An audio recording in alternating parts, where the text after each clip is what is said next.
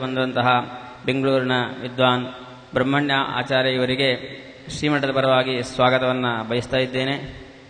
ಈ ಒಂದು ಜ್ಞಾನ ಯಜ್ಞಕ್ಕೆ ಶ್ರೋತೃಗಳಾಗಿ ಬಂದಿರತಕ್ಕಂತಹ ತಮಗೆಲ್ಲರಿಗೂ ಕೂಡ ಶ್ರೀಮಠದ ಪರವಾಗಿ ಸ್ವಾಗತವನ್ನು ಬಯಸ್ತಾ ಆಚಾರ್ಯರಲ್ಲಿ ಪ್ರಾರ್ಥನೆ ಮಾಡ್ತೇನೆ. ಗರುಡ ಪುರಾಣದ ಪ್ರವಚನವನ್ನು ನಡೆಸಿಕೊಡಬೇಕಂತ ಕೇಳಿಕೊಳ್ಳುತ್ತೇನೆ.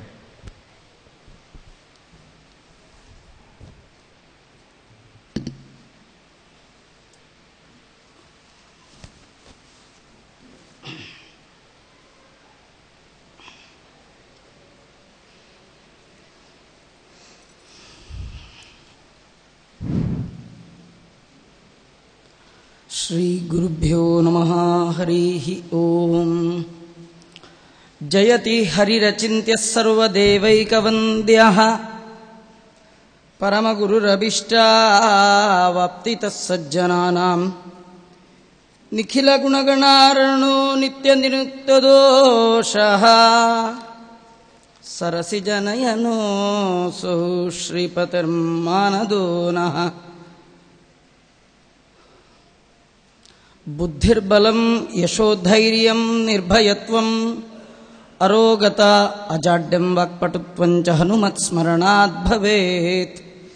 ಭವತಿ ಯದನುಭಾವಾತ್ ಏಡಮುಕೋಪಿ ವಾಗ್ಮಿ ಜಡಮತಿರಪಿ ಜಂತುರ್ಜಾಯತೆ ಪ್ರಾಜ್ಞಮೂಲಿಃ. ಸಕಲವಚನಚೇತೋ ದೇವತಾ ಭಾರತೀ ಸಾ ಮಮ ವಚಸಿ ನಿಧತ್ತಾಂ ಸನ್ನಿಧಿಂ ಮಾನಸೇ ಚ.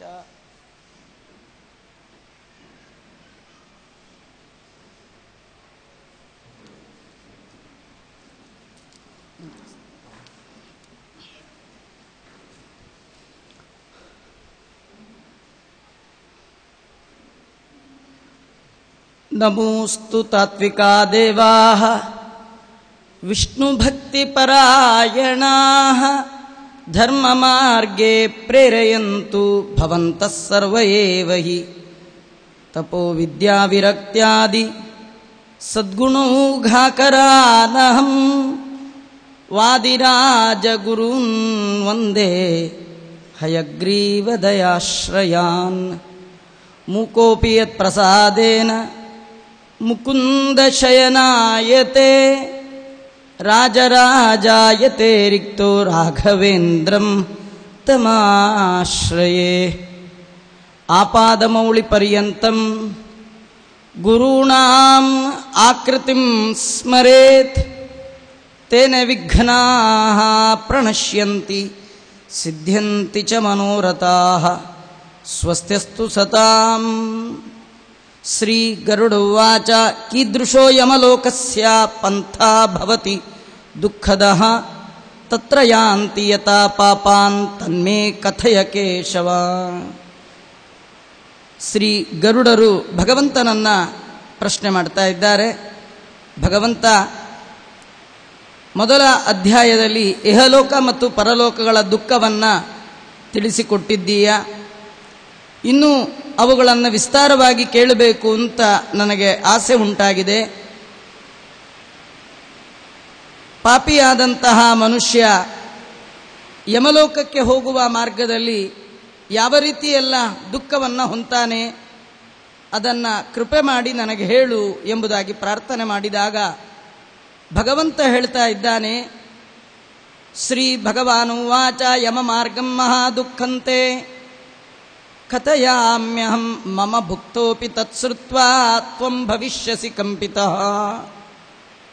ಗರುಡ, ನಾನು ನಿನಗೆ ಹೇಳ್ತೇನೆ, ನನ್ನ ಭಕ್ತನಾಗಿದ್ದರೂ ಕೂಡ ಅದರ ಶ್ರವಣ ಮಾತ್ರದಿಂದ ನೀನು ಕೂಡ ಕೇಳಿದರೆ ಸಾಕು ನಿನಗೆ ನಡುಕ ಹುಟ್ಟತ್ತೆ. ಅಷ್ಟು ಭಯಪ್ರದವಾಗಿರ್ತಕ್ಕಂತಹ ಮಾರ್ಗ. ಆ ಮಾರ್ಗ 86,000 ಯೋಜನೆ ಇದೆ. ಆ ದಾರಿಯಲ್ಲಿ ಎಲ್ಲಿಯೂ ಕೂಡ ಒಂದು ಮರ ಇಲ್ಲಂತೆ. ವೃಕ್ಷ ಛಾಯಾ ನ ತತ್ರಾಸ್ತಿ ಯತ್ರ ವಿಶ್ರಮತೆ ನರಃ ಯಸ್ಮಿನ್ ಮಾರ್ಗೇ ನ ಚ ಅನ್ನಾದ್ಯಂ ಯೇನ ಪ್ರಾಣಾನ್ ಸಮುದ್ಧರೇತ್. ಎಲ್ಲಿಯೂ ದಣಿವಾರಿಸಿಕೊಳ್ಳಿಕ್ಕೆ ವಿಶ್ರಾಂತಿ ತೆಗೆದುಕೊಳ್ಳಲಿಕ್ಕಾಗಿ ಒಂದೇ ಒಂದು ಮರ ಕೂಡ ಇಲ್ಲ. ಅನ್ನಾದಿಗಳು ಸಿಗೋಲ್ಲ. ಈ ಭೂಲೋಕದಲ್ಲಿರುವಾಗ ನಮ್ಮ ಪ್ರಾಣ ಇರೋದೇ ಅನ್ನದ ಮೇಲೆ, ಅನ್ನಗತ ಪ್ರಾಣಾಹ. ಯಾವುದರಿಂದ ಪ್ರಾಣವನ್ನು ಧಾರಣೆ ಮಾಡಿದ್ದಾರೆ ಅಂತ ಪ್ರಾಣ ಧಾರಣೆಗೆ ಯೋಗ್ಯವಾದಂತಹ ಅನ್ನಾದಿಗಳು ಆ ಮಾರ್ಗದಲ್ಲಿ ಸಿಗೋಲ್ಲ. ನ ಜಲಂ ದೃಶ್ಯತೆ ಕ್ವಾಪಿ ತೃಷಿತೋತೀವ ಯಪ್ಪಿಬೇತ್. ಅತ್ಯಂತ ಬಾಯಾರಿಕೆ ಆದರೆ, ಎಷ್ಟು ಬಾಯಾರಿಕೆ ಆದರೂ ಕುಡಿಲಿಕ್ಕೆ ಅಲ್ಲಿ ಎಲ್ಲೂ ನೀರು ಸಿಗಲ್ಲ. ಕೆಲವು ಸತಿ ನೀರೇ ಬೇಕಾಗೋಲ್ಲ. ಈ ಉಡುಪಿಯಂತಹ ಈ ಕ್ಷೇತ್ರದ ಒಳಗೆ ಯಾವಾಗಲೂ ಮಳೆ ಬರ್ತಾ ಇದ್ದರೆ, ತಣ್ಣಗೆ ಇದ್ದರೆ ಬಾಯಾರಿಕೆ ಆಗೋದೇ ಇಲ್ಲ. ಹಾಗೆ ಯಮನ ಲೋಕವೂ ಕೂಡ ಏನಾದರೂ ತಣ್ಣಗಿರುತ್ತಾ ಅಂದರೆ ನೀರು ಸಿಗಲ್ಲ ಅಷ್ಟೇ ಅಲ್ಲ, ಬಾಯಾರಿಕೆ ಆಗತ್ತೆ ಅಷ್ಟೇ ಅಲ್ಲ, ಅಲ್ಲಿ 12 ಜನ ಸೂರ್ಯರು ನಿರಂತರ ಬೆಳಗ್ತಾ ಇರ್ತಾರಂತೆ. ತಪಂತೆ ದ್ವಾದಶಾದಿತ್ಯಾ ಪ್ರಳಯಾಂತಿ ಯಥಾ ಖಗಾ. ಪ್ರಳಯ ಆಗುವ ಕಾಲಕ್ಕೆ ಭೂಮಿಯಲ್ಲಿರುವ ಎಲ್ಲ ನೀರನ್ನು ಕೂಡ ತಾನು ಆವಿ ಮಾಡುವ ಸಲುವಾಗಿ 12 ಜನ ಸೂರ್ಯರು ಬರ್ತಾರೆ ಪ್ರಳಯ ಕಾಲಕ್ಕೆ. ಹೇಗೆ ಪ್ರಳಯ ಕಾಲದಲ್ಲಿ ಸೂರ್ಯನ ಬಿಸಿಲಿರ್ತದೋ ಹಾಗೆ ಆ 86,000 ಯೋಜನದಲ್ಲಿಯೂ ಕೂಡ ದಾರಿಯ ಉದ್ದಕ್ಕೂ 12 ಜನ ಸೂರ್ಯರಿದ್ದು ಎಲ್ಲ ಪಸೆಯನ್ನು ಒಣಗಿಸಿ ಬಿಡ್ತಾರಂತೆ. ಅತ್ಯಂತ ಬಾಯಾರಿಕೆ ಆಗತ್ತೆ. ತಸ್ಮಿನ್ ಗಚ್ಚತಿ ಪಾಪಾತ್ಮ ಶೀತವಾತೇನ ಪೀಡಿತ ಕಂಟಕೈ ವಿದ್ಯತೆ ಕ್ವಾಪಿ ಕ್ವಚಿತ್ ಸರ್ಪೈ ಮಹಾವಿಷೈ. ದಾರಿ ಉದ್ದಕ್ಕೂ ಮುಳ್ಳುಗಳು, ದಾರಿ ಉದ್ದಕ್ಕೂ ವಿಷದ ಜಂತುಗಳು, ಸಿಂಹ ವ್ಯಾಘ್ರ ಶ್ವಭಿ ಗೋರೈ ಭಕ್ಷತೆ ಕ್ವಾಪಿ ಪಾಪಕೃತ್. ದೊಡ್ಡ ದೊಡ್ಡ ನಾಯಿಗಳಿದೆಯಂತೆ. ಶ್ಯಾಮ ಶಬಲ ಅನ್ನುವ ನಾಯಿಗಳು ಪಾಪಿಯನ್ನು ಕಚ್ಚಿ ಕಚ್ಚಿ ತಿನ್ನತ್ತೆ. ವೃಶ್ಚಿಕೈ ದೃಶ್ಯತೆ ಕ್ವಾಪಿ ಕ್ವಚಿತ್ ದಕ್ಯತೆ ವನ್ನಿನ. ಕೆಲವು ಕಡೆ ಚೇಳುಗಳು ಕುಟಕತ್ತೆ, ಕೆಲವು ಕಡೆ ಬೆಂಕಿಯ ಮಳೆ. ತತ ಕ್ವಶ್ಚಿನ್ ಮಹಾಘೋರೆ ಅಸಿ ಪತ್ರವನಂ ಮಹತ್ ಯೋಜನಾನಾಂ ಸಹಸ್ರೇ ದ್ವೇ ವಿಸ್ತಾರಾಯಾಮತಂ ಸ್ಮೃತಂ. ಹಾಗೆ ಹೋಗುವಾಗ ದಾರಿಯಲ್ಲಿ ಒಂದು ವನ ಇದೆ, ಕಾಡು. ಅದರ ಹೆಸರು ಅಸಿ ಪತ್ರವನ ಅಂತ. ಅಸಿ ಅಂದರೆ ಖಡ್ಗ, ಪತ್ರ ಅಂದರೆ ಎಲೆ. ಆ ಕಾಡಿನ ಮರದ ಎಲೆಗಳು ಕತ್ತಿಯಂತೆ ಇರುತ್ತೆ. ಅದನ್ನು ಪಕ್ಕಕ್ಕೆ ಮಾಡಲಿಕ್ಕೆ ಹೋಗ್ತೇನೆ ಆಗೋಲ್ಲ, ಅದನ್ನು ದಾಟಿಯೇ ಹೋಗಬೇಕು. ಹೋಗುವಾಗ ಮೈಯ ಖಂಡ ಖಂಡಗಳನ್ನಾಗಿ ಕತ್ತರಿಸುತ್ತೆ. ಬಹಳವಾಗಿ ಯಾತನ ಆಗತಕ್ಕಂಥದ್ದು. ಅದು ಎಷ್ಟು ದೂರ ಇದೆ ಅಂದರೆ ಯೋಜನಾನಾಂ ಸಹಸ್ರೇ ದ್ವೇ 2,000 ಯೋಜನ ಅಂತ. ಒಂದು ಯೋಜನ ಅಂದರೆ 12 ಕಿಲೋಮೀಟರ್. 12 ಕಿಲೋಮೀಟರ್ಗೆ ಒಂದು ಯೋಜನ ಆದರೆ 2,000 ಯೋಜನ ಅಂದರೆ ಎಷ್ಟು ದೂರ ಯೋಚನೆ ಮಾಡಿ. ಅಂತಹ ವನ ಅಸಿ ಪತ್ರವನ. ಅಲ್ಲಿ ಅನೇಕ ವನದಲ್ಲಿ ಕಾಕಪಕ್ಷಿ, ಉಲೂಕ, ವಟ, ಗೂಬೆ ಮೊದಲಾಗಿರ್ತಕ್ಕಂಥವು. ಇವೆಂಥವು ಅಂದರೆ ಯಾತನಾ ಜೀವ ಏನು ಹೋಗ್ತಾ ಇದ್ದಾನೆ ಅವನ ಮಾಂಸ ಭಕ್ಷಣೆಯನ್ನು ಮಾಡ್ತಕ್ಕಂಥದ್ದು. ಹಾಗೆಲ್ಲ ಹೋಗುವಾಗ ಕ್ವಚಿತ್ ಪತತಿ ಅಂಧಕೂಪೆ. ದಾರಿಯಲ್ಲಿ ಕತ್ತಲು ಬಾವಿಯಲ್ಲಿ ಒಮ್ಮೊಮ್ಮೆ ನೂಗ್ತಾರ. ಸ್ಖಲತ್ಯಂದೇ ತಮಸ್ಯುಗ್ರೇ ಜಲೆ ನಿಪತತ್ ಕ್ವಚಿತ್. ನೀರಿನಲ್ಲಿ ಮುಳುಗಿಸ್ತಾರೆ. ಕೆಲವು ಕಡೆ ಸಂತಪ್ತ ವಾಲುಕ ಕಿರಣೆ ದ್ಮಾತ್ಮ ತಾಮ್ರಮಯೇ ಕ್ವಚಿತ್. ಕಾದಂತಹ ತಾಮ್ರದ ತಗಡಿನ ಮೇಲೆ ನಡೆಸ್ತಾರ. ಕ್ವಚಿತ್ ಅಂಗಾರ ರಾಶೌ. ಕೆಲವು ಕಡೆ ಅಂಗಾರದ ರಾಶಿ. ಅಂಗಾರ ಅಂದ ತಕ್ಷಣ ಹಣೆಗೆ ಹಚ್ಕೊಳ್ಳೋದು ಅಂದ್ಕೋಬೇಡಿ. ಅಂಗಾರ ಅಂದರೆ ನಿಗಿ ನಿಗಿ ನಿಗಿ ಹೊಳೆಯುವ ಕೆಂಡ. ಆ ಕೆಂಡದ ಮೇಲೆ ಕಾಲಿಟ್ಟು ನಡೆಸ್ತಾರೆ. ಮಹಾಧೂಮಾಕುಲೆ ಕ್ವಚಿತ್. ಕೆಲವು ಕಡೆ ಹೊಗೆ. ನಮ್ಮ ಜನ್ಮದಲ್ಲಿ ಹೊಗೆನೇ ನೋಡಿರಲ್ಲ, ಎಲ್ಲ ಗ್ಯಾಸಲ್ಲೇ ನಡೀತಿರುತ್ತೆ, ಇಲ್ಲ ಎಲೆಕ್ಟ್ರಿಕ್ ಸ್ಟೌವಲ್ಲಿ ನಡೆಯೋರಿಗೆ ಮಹಾ ಕಷ್ಟ. ವಿಪರೀತ ಧೂಮ. ಅಂಥ ಕಡೆ ಕರ್ಕೊಂಡು ಹೋಗ್ತಾರೆ. ಕ್ವಚಿತ್ ಅಂಗಾರ ವೃಷ್ಟಿಶ್ಚ ಶಿಲಾವೃಷ್ಟಿಸ್ಸ ವಜ್ರಕ. ಕೆಲವು ಕಡೆ ಅಂಗಾರದ ಮಳೆ. ಅಂಗಾರ ಅಂದರೆ ಕೆಂಡದ ಮಳೆ. ಕೆಲವು ಕಡೆ ಕಲ್ಲಿನ ಮಳೆ. ಕೆಲವು ಕಡೆ ರಕ್ತವೃಷ್ಟಿ, ರಕ್ತದ ಮಳೆ. ಕೆಲವು ಕಡೆ ನೀರಿನ ಮಳೆನೂ ಬೀಳತ್ತಂತೆ. ನೀರಿನ ಮಳೆ ಅಂದರೆ ಈ ಥರ ಮಳೆ ಅಲ್ಲ, ಈ ಡಿಕಾಕ್ಷನ್ಗೆ ಅಂತ ನೀರಿಟ್ಟಿರ್ತಾರಲ್ಲ, ಕೊತ ಕೊತ ಕುದಿಯತ್ತಲ್ಲ, ಆ ನೀರು ತಲೆ ಮೇಲೆ ಬೀಳತ್ತಂತೆ. ಕ್ವಚಿದ್ ಉಷ್ಣಾಂಬು ವರ್ಷಣಂ. ಉಷ್ಣಾಂಬು ವರ್ಷಣಂ ಅತ್ಯಂತ ಕುದಿಯುವ ನೀರಿನ ಮಳೆ ಬೀಳತ್ತೆ. ಕೆಲವು ಕಡೆ ಕೆಸರಿನ ಮಳೆ ಬೀಳತ್ತೆ. ಕ್ಷಾರ ಕರ್ದಮ ವೃಷ್ಟಿಶ್ಚ ಮಹಾನ್ ಮಿನ್ವಾನ್ವಿತ ಕ್ವಚಿತ್. ವಪ್ರಪ್ರಹೋಣಾಂ ಕ್ವಾಪಿ ಕಂದರೆ ಶುಪ್ರವೇಶಣಂ. ಒಮ್ಮೆ ದೊಡ್ಡ ದೊಡ್ಡ ಪರ್ವತವನ್ನು ಹತ್ತಿಸ್ತಾರೆ. ಆಗಲ್ಲ ಅಂದರೆ ಕೇಳಲ್ಲ, ಕಟ್ಟಿ ಎಳ್ಕೊಂಡು ಹೋಗ್ತಿರ್ತಾರೆ. ಆದ ಕಾರಣ ಹೊರಟೇ ಬಿಡ್ತೀವಿ. ಕೆಲವು ದೊಡ್ಡ ಪರ್ವತದ ಕೆಳಗೆ ನೂಕು ಬಿಡ್ತಾರೆ. ಪೂಯ ಶೋಣಿತ ಪೂರ್ತಾಚ್ಚ ವಿಷ್ಟಾಪೂರ್ಣ ಹೃದ ಕ್ವಚಿತ್ ಮಾರ್ಗ ಮಧ್ಯೆ ವಹತ್ಯುಗ್ರ ಘೋರಾವೈತರಣಿ ನದಿ. ಆ ದಾರಿಯಲ್ಲಿ ಒಂದು ನದಿ ಇದೆಯಂತೆ. ಒಳ್ಳೆಯದೇ ಆಯಿತು, ನದಿ ಇದ್ರೆ ಸ್ನಾನಗೀನಕ್ಕೆ ಬರುತ್ತೆ ಅಂದರೆ ಅಂಥ ನದಿ ಅಲ್ಲ. ಎಂಥ ನದಿ ಅಂದರೆ ಅದು ವೈತರಣಿ ನದಿ. ಆ ನದಿ ಸಾ ದೃಷ್ಟ ದುಃಖದ ಕಿಂಬ ಯಸ್ಯ ವಾರ್ತಾ ಭಯಾವಹ.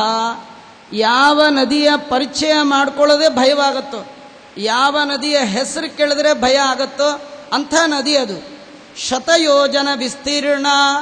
ನದಿಯ ಉದ್ದ 1200 ಕಿಲೋಮೀಟರ್. ಶತಯೋಜನ ವಿಸ್ತೀರ್ಣ ಪೂಯ ಶೋಣಿತ ವಾಹಿನಿ. ಆ ನದಿ ಒಳಗೆ ಏನಿದೆ ಅಂದರೆ ಕೇವಲ ಕೀವು ಮತ್ತೆ ರಕ್ತ, ಇದು ಎರಡರದೇ ದೊಡ್ಡ ನದಿ. ಆ ಕಡೆ ಈ ಕಡೆ ದಡ ಇದೆಯಾ ನದಿಗೆ ಅಂದರೆ ಇದೆ. ಏನ್ ದಡ ಅಂದರೆ ಅಸ್ಥಿ ವೃಂದ ತಟ ದುರ್ಗಾ ಮಾಂಸ ಶೋಣಿತ ಕರ್ದಮ. ಮೂಳೆಗಳ ದಡ, ಮೂಳೆ ಅಸ್ಥಿ ಮಾಂಸ ಇವುಗಳದೇ ದಡ.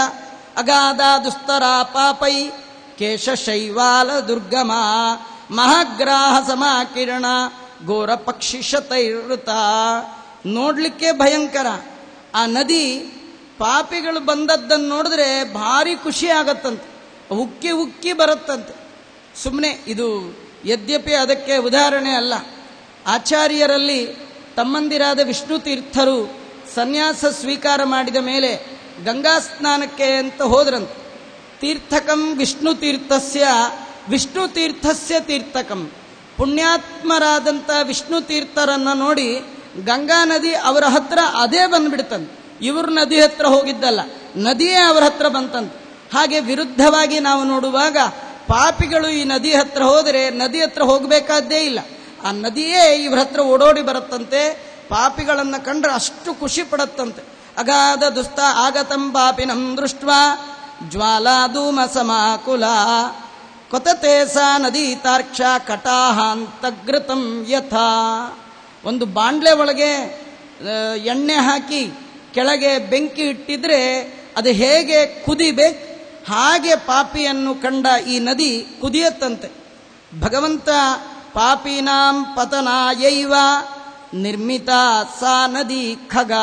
ಹೇ ಗರುಡ, ಈ ನದಿಯನ್ನ ಪಾಪಿಗಳನ್ನ ಮುಳುಗಿಸುವ ಸಲುವಾಗಿಯೇ ನಾನು ನಿರ್ಮಾಣ ಮಾಡಿದ್ದೇನೆ ಅಂತ.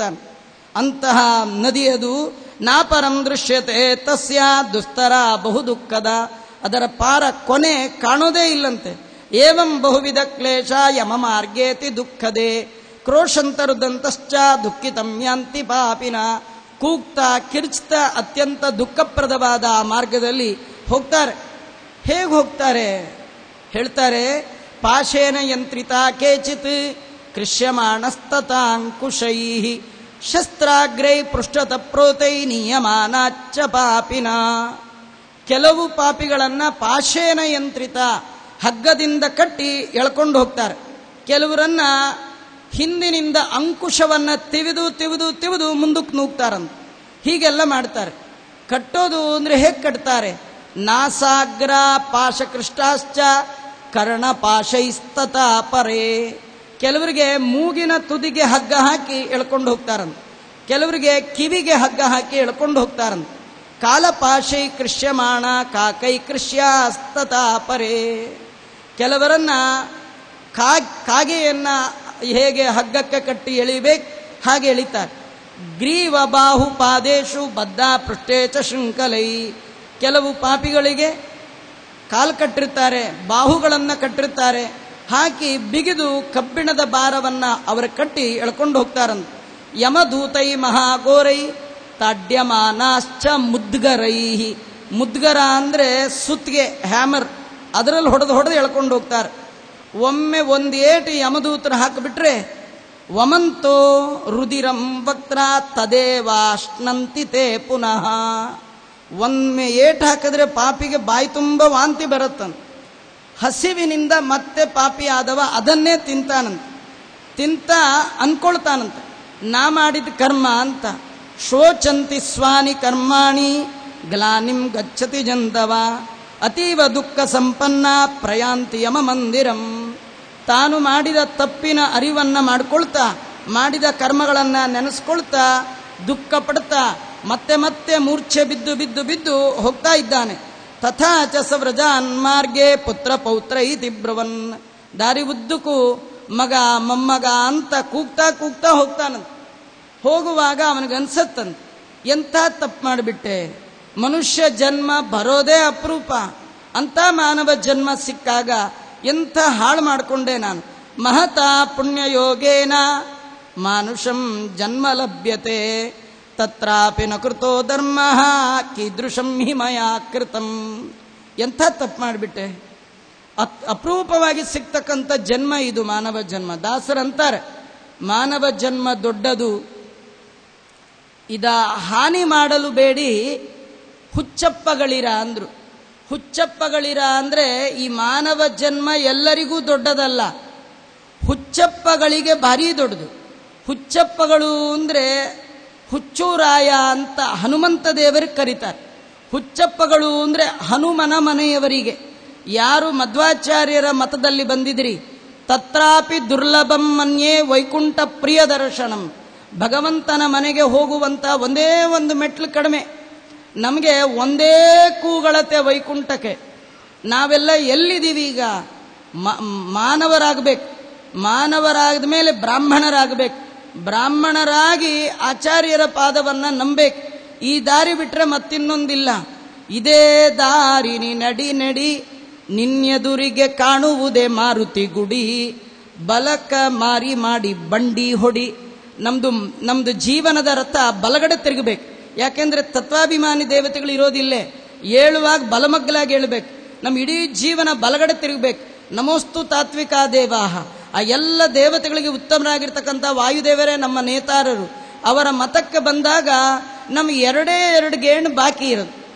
ನಾವೀಗೆಲ್ಲ ಎಲ್ಲಿದ್ದೀವಿ? ಈ ಮನುಷ್ಯ ಜನ್ಮದ ಒಳಗೆ ನಾವು ಎಲ್ಲಿದ್ದೀವಿ ಅಂದರೆ, ನಿಮಗೆಲ್ಲ ಗೊತ್ತಿರೋ ಒಂದು ಆಟ ಹಾವು ಏಣಿ ಆಟ ಅಂತ ಎಲ್ಲ ಆಡ್ತಿದ್ರು. ಈಗ ಆ ಮನೆ ಒಳಗೆ ನಾವು 98ನೇ ಮನೆ ಒಳಗಿದ್ದೀವಿ. ಒಂದಲ್ಲ ಎರಡಲ್ಲ ಮೂರಲ್ಲ ನಾಲ್ಕಲ್ಲ 84 ಲಕ್ಷ ಯೋನಿಗಳಲ್ಲಿ ಬಂದೆ. 98ನೇ ಮನೆ. ನಮ್ಮ ಕೈಯೊಳಗೆ ದಾಳ ಇದೆ, ಆಡುವಂಥದ್ದು ಕವಡೆ. ದಾಳ ಅಂದರೆ ಸಾಧನ ಶರೀರ ನಮ್ಮ ಕೈಯಲ್ಲೇ ಇದೆ. ಕಣ್ಣು ನಮ್ಮ ಕೈಲಿದೆ, ಕಿವಿ ನಮ್ಮ ಕೈಲಿದೆ. ಇದನ್ನು ಯೂಸ್ ಮಾಡ್ಕೊಳ್ಬೇಕು. ಕೈಯಲ್ಲಿ ದಾಳ ಇದೆ, ಯೂಸ್ ಮಾಡಬೇಕು. ಎಷ್ಟು ಬೀಳ್ಬೇಕಂದ್ರೆ 2 ಬೀಳ್ಬೇಕು. ಮಧ್ವಾಚಾರ್ಯ ತೋರಿಸ್ತಾರೆ. 98ರಲ್ಲಿರೋನಿಗೆ ದಾಳ ಕೈಗೆ ಬಂದು 2 ಬಿದ್ದರೆ ಗೆದ್ದ. ನಿಮಗೆ 2 ಬೀಳಬೇಕು. ನಿಮ್ಮ ಎದುರಿಗಿರೋರು 2 ಬೀಳಬಾರ್ದು ಅಂತ ಒಂದು ಅಂತಿರ್ತಾರೆ. 1 ಬಿದ್ದರೆ ನೀವು ಒಂದನ್ನೇನಾದರೂ ಉಪಾಸನೆ ಮಾಡಿದ್ರೆ 99ನೇ ಮನೇಲಿ ದೊಡ್ಡ ಹಾವಿದೆ. ಆ ಹಾವೊಳಗೆ ಹೋದ್ರೆ ಕೆಳಗೆ ಬಿದ್ದು ಹೋಗ್ತೀರಿ. ಅಯೋಗ್ಯ ಮಿಚ್ಚನ್ ಪುರುಷ ಪತತ್ತೇವನ ಸಂಶಯ. ನಮಗೆ ಬೀಳ್ಬೇಕಾದ್ದು 2. ಎದುರು ಕೂತಿರೋರು ಅನ್ನೋದು 1. ನಾವೆಲ್ಲರೂ ಒಂದೇ, ಜಾತಿ ಒಂದೇ, ಮತ ಒಂದೇ, ನಾವು ಮನುಜರು, ಹೀಗೆಲ್ಲ ಅಂತಿರ್ತಾರೆ. ಅದು ಬಿಟ್ಟರೆ ಬ್ರಹ್ಮ ಸತ್ಯಂ ಜಗನ್ಮಿತ್ಯ ಜೀವೋ ಬ್ರಹ್ಮೈವನ ಅಪರ. ಜಗತ್ತು ಸುಳ್ಳು, ಮನುಷ್ಯ ಸುಳ್ಳು, ದೇವರೊಬ್ಬನೇ ಸತ್ಯ.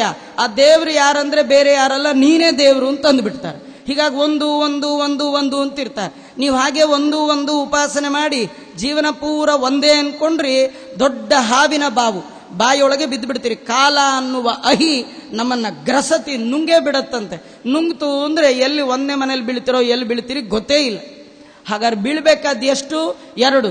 ಹರಿ ಸರ್ವೋತ್ತಮ, ವಾಯು ಜೀವೋತ್ತಮ. ಈಶ ನಾನು ದಾಸ, ನೀನು ಸದಾ ಈಶ, ನಾನು ಸದಾ ದಾಸ. ನಾನಾಗೋದೇ ಮೋಕ್ಷ. ಈ ಮತವನ್ನು ತೋರಿಸಿಕೊಟ್ಟವರು ಮಧ್ವಾಚಾರ್ಯರು ಮಾತ್ರ. ಮತ್ತೊಬ್ಬ ಆಚಾರ್ಯರು ಯಾರು ಹೀಗೆ ಹೇಳಲಿಲ್ಲ. ನಮಗೆ ಬೀಳ್ಬೇಕಾದ 2. ಕನಕದಾಸರಂತಾರೆ, ಬಿದ್ದು ಬವದ ಅನೇಕ ಜನುಮ ಬದ್ಧನಾಗಿ ಕಲುಷದಿಂದ ಗೆದ್ದು ಪೋಪ ಬುದ್ಧಿ ತೋರೋ ಪದ್ಮನಾಭನೇ. ನಾವು ಎಷ್ಟೋ ಜನ್ಮದಿಂದ ಆಡ್ತಾ ಬಂದಿದ್ದೀವಿ.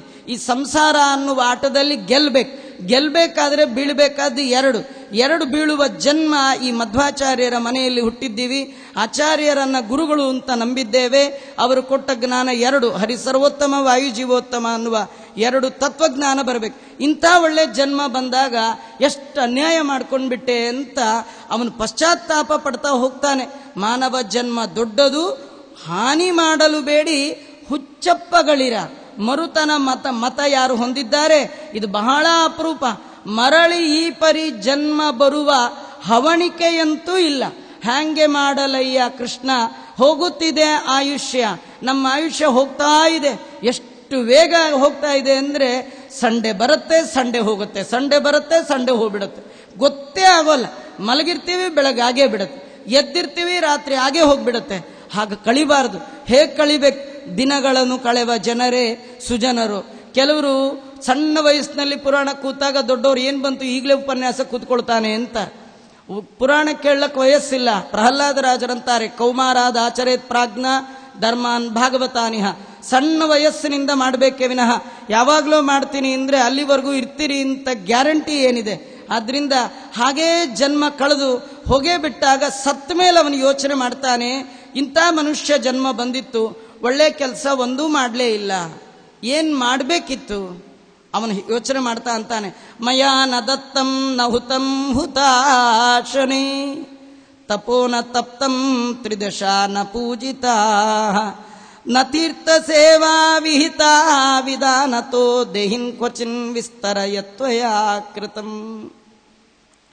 ನಾನು ಭಗವಂತ ನಂಗೂ 72 ವರ್ಷ, 73 ವರ್ಷ, 60 ವರ್ಷ ಬದುಕಲಿಕ್ಕೆ ಕೊಟ್ಟಿದ್ದ. ಆ ಬದುಕಿನ ಒಳಗೆ ಸಾರ್ಥಕ ಕ್ರಿಯೆ ನನ್ನಿಂದ ಒಂದೂ ಆಗಲಿಲ್ಲ. ಮಯಾನ ದತ್ತಂ, ಯಾರಿಗೂ ಏನನ್ನೂ ಕೊಡಲಿಲ್ಲ. ಇರದೆ ದಾನ ಮಾಡಲಿಕ್ಕೋಸ್ಕರ ನಮ್ಮ ಜನ್ಮ. ಭೀಷ್ಮಾಚಾರ್ಯರು ಧರ್ಮರಾಜನಿಗೆ ಅನುಶಾಸನ ಪರ್ವದಲ್ಲಿ ಅನೇಕ ಕಥೆಗಳನ್ನೆಲ್ಲ ಹೇಳುವಾಗ ಹೇಳ್ತಾ ಹೇಳ್ತಾ ಸುಸ್ತಾಗಿ ಕಡೆಗೊಂದು ಮಾತು ಹೇಳ್ತಾರೆ. ಎಷ್ಟಂತ ಹೇಳಲಪ್ಪ ನಿನಗೆ, ನಾನು 5 ಅಕ್ಷರ ಹೇಳ್ತೇನೆ, ಕೇಳ್ಕೊಂಡ್ಬಿಡು ಸರಿಯಾಗಿದ್ದು, ಫೈನಲ್ ಅಂಡ್ ಲಾಸ್ಟ್ ವರ್ಡ್ ಅಂದರು. 2 ಅಕ್ಷರ ತಿಳ್ಕೊಂಡೆ ಹಾಳಾಗಿ ಹೋಗ್ತೀಯ, 3 ಅಕ್ಷರ ತಿಳ್ಕೊಂಡ್ರೆ ಉದ್ಧಾರ ಆಗ್ತೀಯ, 2 ಮಾಡಬೇಡ, 3 ಬಿಡಬೇಡ ಅಂದರು. 2 ಅಕ್ಷರ ಯಾವುದು ಅಂದರೆ ಮಮ ಅಂತ, 3 ಅಕ್ಷರ ಯಾವುದು ಅಂದರೆ ನಮಮ ಅಂತ. ನಮಮ ನಮಮ ನಮಮ ಇದನ್ ನಮಮ ಇದನ್ ನಮಮ, ನಂದೇನದೋ ಸ್ವಾಮಿ ನಿಂದೇ ಇದೆಯಲ್ಲ. ಈಶಾವಾಸ್ಯಮಿದಂ ಸರ್ವಂ ಯತ್ಕಿಂಚ ಜಗತ್ಯಾಂ ಜಗತ್ ತೇನ ತ್ಯಕ್ತೇನ ಭುಂಜೀತ ಮಾಗೃತ ಕಸ್ಯ ಸ್ವಿದ್ದನಂ. ರಾಘವೇಂದ್ರ ಸ್ವಾಮಿಗಳು ಹೇಳ್ತಾರೆ, ಈಶ್ವರೇನ ದತ್ತೇನ ಅನ್ನೇನ ಭುಂಜೀತ. ಬರುವಾಗ ನಾವು ಯಾರೂ ಏನೂ ತಂದಿಲ್ಲ, ಹೋಗುವಾಗ ಯಾರೂ ಏನೂ ತಗೊಂಡು ಹೋಗಲ್ಲ.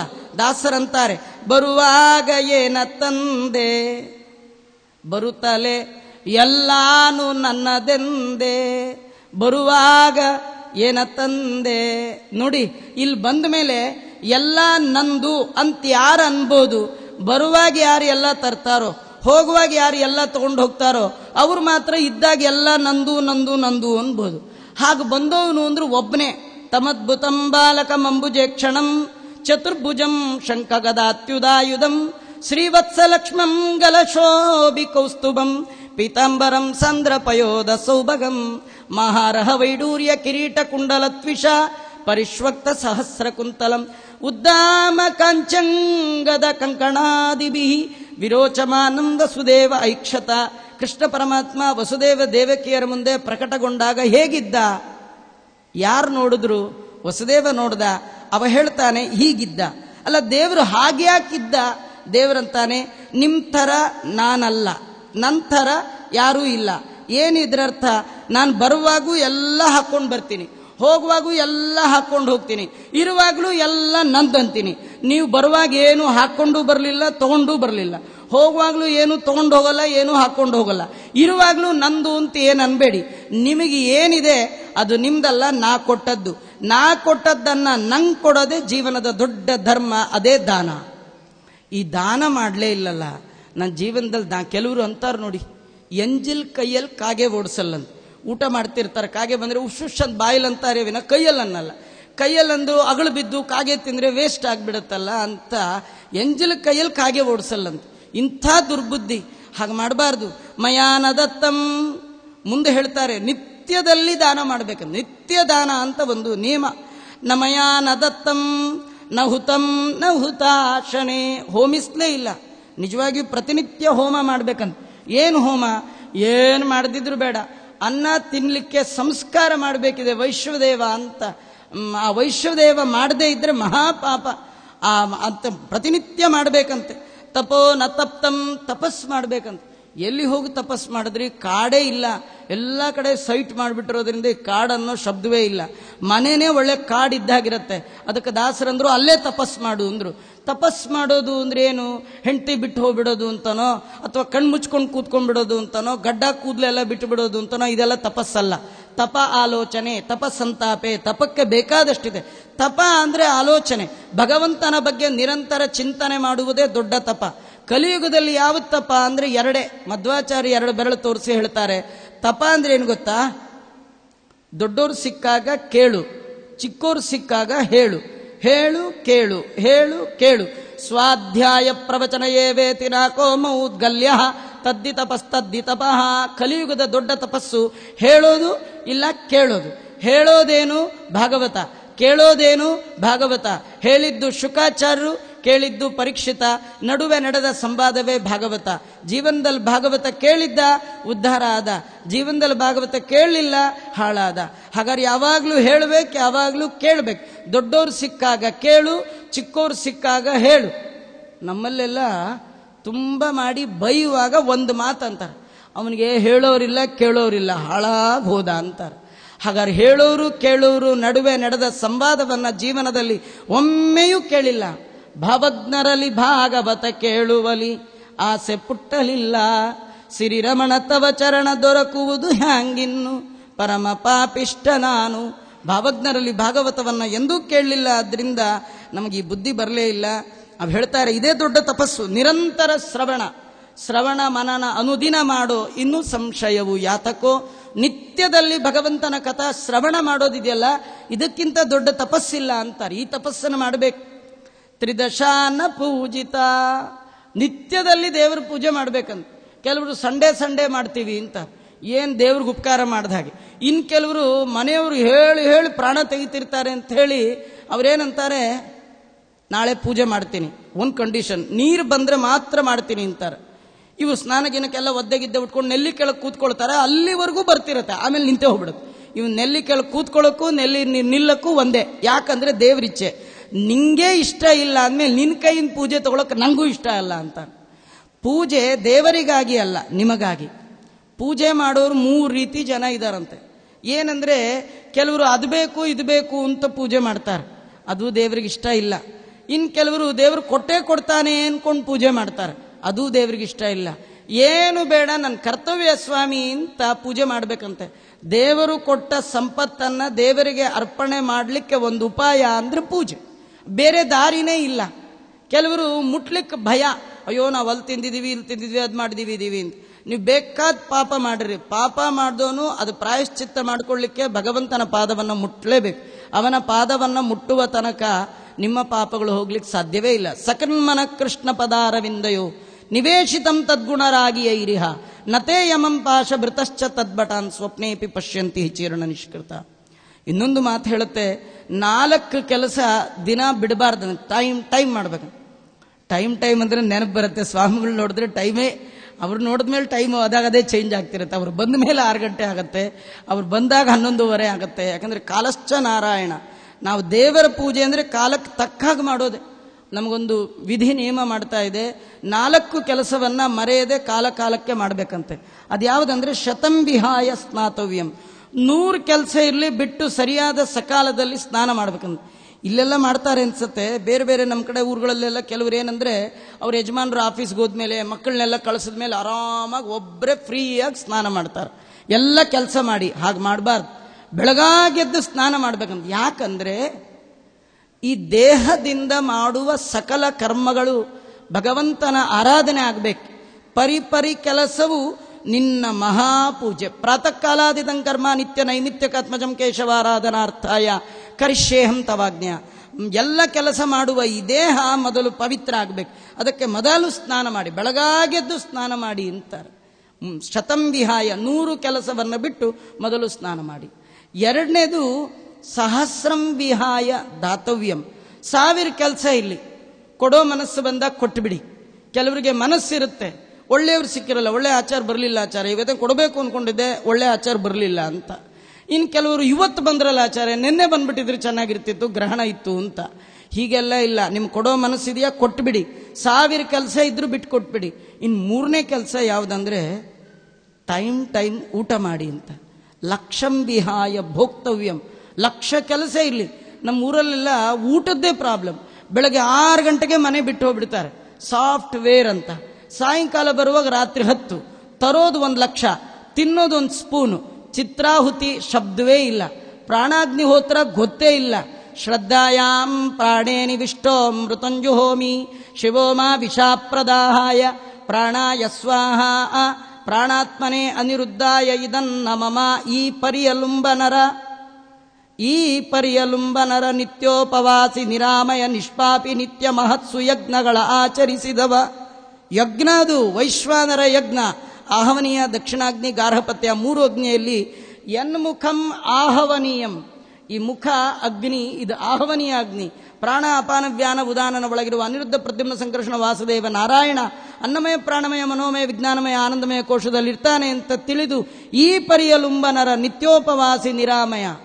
ಊಟ ಹಸಿವಿಗಾಗಿ ಮಾಡೋದಲ್ಲ, ಅದು ಒಂದು ಪೂಜಾ, ಇದು ಒಂದು ಯಜ್ಞ.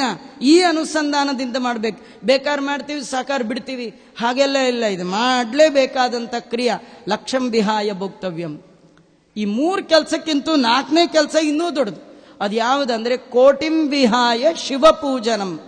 ಕೋಟಿ ಕೆಲಸ ಇರಲಿ, ಇದರರ್ಥ 1 to 3,000 crore ಈ ತರ ಕೆಲಸ ಅಲ್ಲ. ಅದರ ಅರ್ಥ ನಿಮಗೆ ಕೋಟಿ ಬರುತ್ತೆ ಅಂತಾದ್ರೂ ಅದಕ್ಕಾಗಿ ಪೂಜೆ ಬಿಟ್ಟು ಹೋಗಬೇಡಿ. ಕೆಲವರು ಪೂಜೆ ಬಿಟ್ಟು ಒಂದು 5,000 ರೂಪಾಯಿ ಜಾಸ್ತಿ ಬರುತ್ತೆ ಅಂದ್ರೆ ಬೇರೆ ಕಡೆ ಕೆಲಸಕ್ಕೆ ಹೋಗ್ಬಿಡ್ತಾರೆ. ಅವ್ರು 6 ಗಂಟೆಗೆ ಬಂದರೂ ಬರ್ತಾರೆ, ಮಧ್ಯರಾತ್ರಿ 3 ಗಂಟೆಗೆ ಹೋಗು ಅಂದ್ರೂ ಹೋಗ್ತಾರೆ. ಯಾಕೆಂದ್ರೆ ದುಡ್ಡು ಕೊಡ್ತಾರೆ ಅಂತ. ಬೇಕಾದ್ದು ಬರಲಿ, ಭಗವಂತನ ಆರಾಧನೆಯನ್ನ, ಸಾಲಿಗ್ರಾಮ ಪೂಜೆಯನ್ನ, ಸಾಲಿಗ್ರಾಮ ಶಿಲಾಸ್ಪರ್ಶಂ ಯೇ ಕುರ್ವಂತಿ ದಿನೇ ದಿನೇ ವಾಂಚಂತಿ ಕರಸಂಸ್ಪರ್ಶಂ ತೇಷಾಂ ದೇವಾ ಸವಾಸವಾಹ. ಇದು ಈ ಬುದ್ಧಿ ಇರುವಾಗ, ಕೈಕಾಲು ಗಟ್ಟಿ ಇರುವಾಗ, ಕೈಯಲ್ಲಿ ಶಕ್ತಿ ಇರುವಾಗ ನೋಡಿ, ಏನೋ ನಿಮ್ಗೆ ದೇವರ ಪುಣ್ಯ, ಅವನ ಕಾರುಣ್ಯವನ್ನ ತಿಳಿರಿ. ಈ ಕೈ ಒಳಗೆ ಇಲ್ಲೊಂದು ಜಾಯಿಂಟ್ಸ್ ಕೊಟ್ಟಿದ್ದಾನೆ. ಅವನೇನಾರು ಕೊಡದೆ ಈ ಕೈಯಿಂದ ಇಲ್ಲಿಂದ ಇಲ್ಲಿವರೆಗೂ ಒಂದೇ ಮೂಳೆ ಹಾಕ್ಬಿಟ್ಟಿದ್ರೆ ಸಾಲಿಗ್ರಾಮ ಹೇಗೆ ಹಿಡ್ಕೋತಿದ್ರಿ, ಊಟ ಹೇಗೆ ಮಾಡ್ತಿದ್ರಿ? ಹಿಂಗೆ ಊಟ ಮಾಡ್ಲಿಕ್ಕೆ ಆಗ್ತಾ ಇರಲ್ಲ. ಪಕ್ಕದಲ್ಲಿ ಇರೋರ್ಗು ನೀವು ತಿನ್ನಿಸ್ಬೇಕು, ನಿಮಗೆ ನೀವು ತಿನ್ನೋ ಪ್ರಶ್ನೆ ಇಲ್ಲ. ಇಷ್ಟು ಒಳ್ಳೆ ಕೈ ಕೊಟ್ಟಿದ್ದಾನಲ್ಲ, ಇಂಥ ಕೈ ಕೊಟ್ಟ ದೇವರನ್ನ ನೆನಪು ಮಾಡಿಕೊಂಡು ಆ ಕೈಯಲ್ಲಿ ಸಾಲಿಗ್ರಾಮ ಹಿಡಿಬೇಕಂತೆ. ಭಗವಂತನ ಕಾರುಣ್ಯವನ್ನ ನೆನಪಿಸಿಕೊಳ್ಳೋದೇ ದೇವರ ಪೂಜೆ. ನೆನಪಿಸಿಕೊಂಡು ನೀ ಕೊಟ್ಟ ಎಲ್ಲ ಅವಯವ ನಿನಗೆ ಉಪಯೋಗಿಸ್ತೇನೆ. ಕಣ್ಣಿನಿಂದ ದೇವರನ್ನು ನೋಡಿ, ಕೈಯಿಂದ ದೇವರನ್ನ ಮುಟ್ಟಿ, ನಾಲಿಗೆಯಿಂದ ಭಗವಂತನ ನಾಮಸ್ಮರಣೆ ಮಾಡಿ, ತಲೆ ಭಗವಂತನ ಪಾದಕ್ಕೆ ಮಣಿಯಲಿ, ಕಾಲು ಅವನ ಕಡೆ ನಡ್ಕೊಂಡು ಹೋಗ್ಲಿ. ಅದು ಹೇಳ್ತಾರೆ, ನಾನು ಒಂದಿನ ದೇವರ ಪೂಜೆ ಮಾಡಲೇ ಇಲ್ಲ. ನ ತೀರ್ಥ ಸೇವಾ ವಿಹಿತ ವಿಧಾನತೋ. ತೀರ್ಥಯಾತ್ರೆ ಮಾಡಬೇಕಂತೆ ಜೀವನದಲ್ಲಿ.